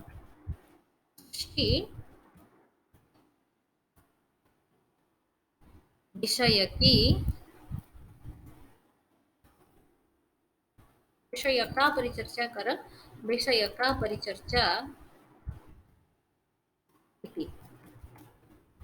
द्वितीयः प्रश्नः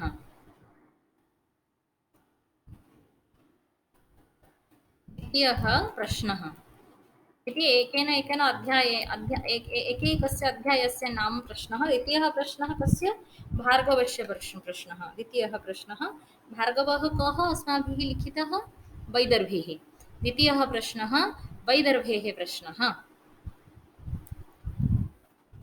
वैदर्भेः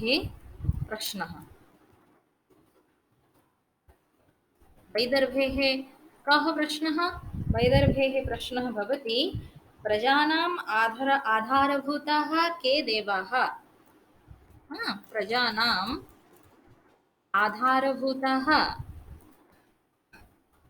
आधारभूताः के देवाः इति।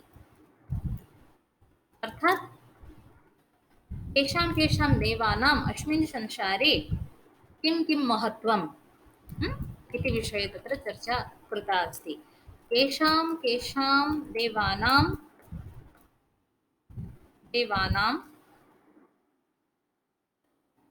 अस्यां पृथिव्यां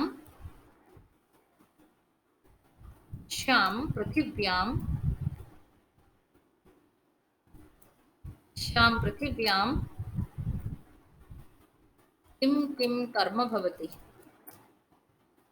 भवति इत्यर्थः अभवत्। तदनन्तरं तृतीयः प्रश्नः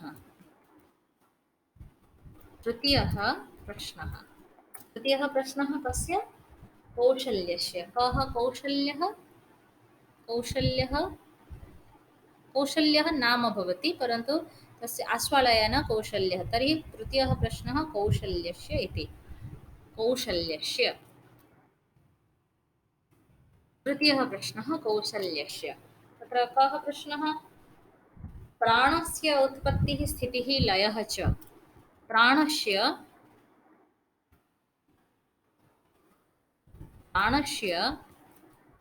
उत्पत्तिः स्थितिः स्थितिः लयः लय नाम विलयः विलयः च इति सम्बन्धितः प्रश्नः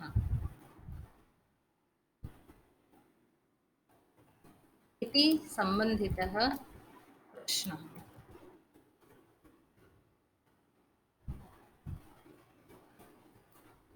चतुर्थः प्रश्नः अस्य चतुर्थः प्रश्नः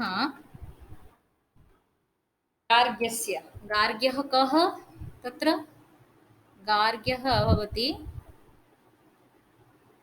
सौर्यायणिः।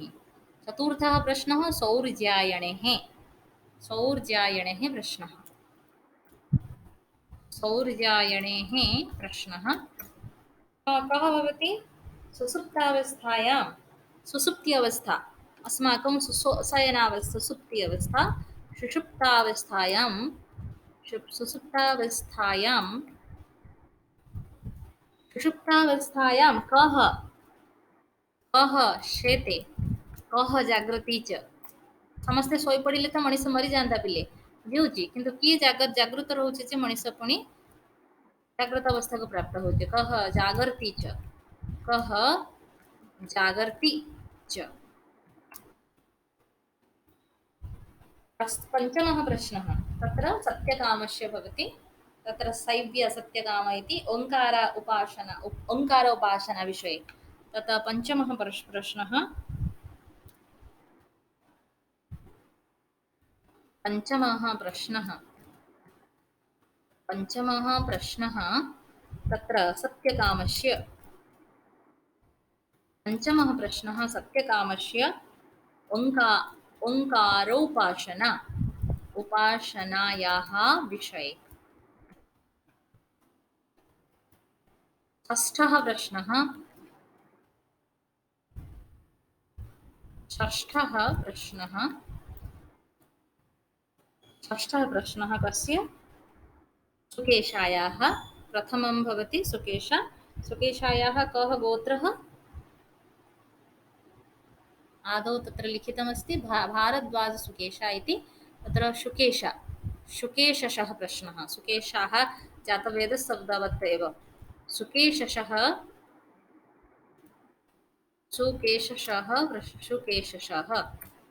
कः प्रश्नः भवति षोडशकलानां विषये षोडशकला नाम किम् इति विषये षोडशकलानां विषये तस्य प्रश्नः षोडशकलानां विषये प्रश्नः षोडश कला पुरुषर षोडश कला होता है षोडश कला कहले प्रकृत में कौन से विषय रे चर्चा करा एबे तुम प्रश्न परिषद विषय वस्तु समाप्त है आज से थाऊ चारिटा उपनिषद पढ़ले 10टा उपनिषद अच्छी आमर पढ़ा और श्वेताश्वेतर भी कहवा श्वेताश्वेतर विषय रे तद्भिन्न आउ गोटे दीटा यथा मैत्रायणी आउ कौशितकी ए दीटा देखीदे आमर उपनिषद साहित्य सरी आसंता सप्ताह सरीज कि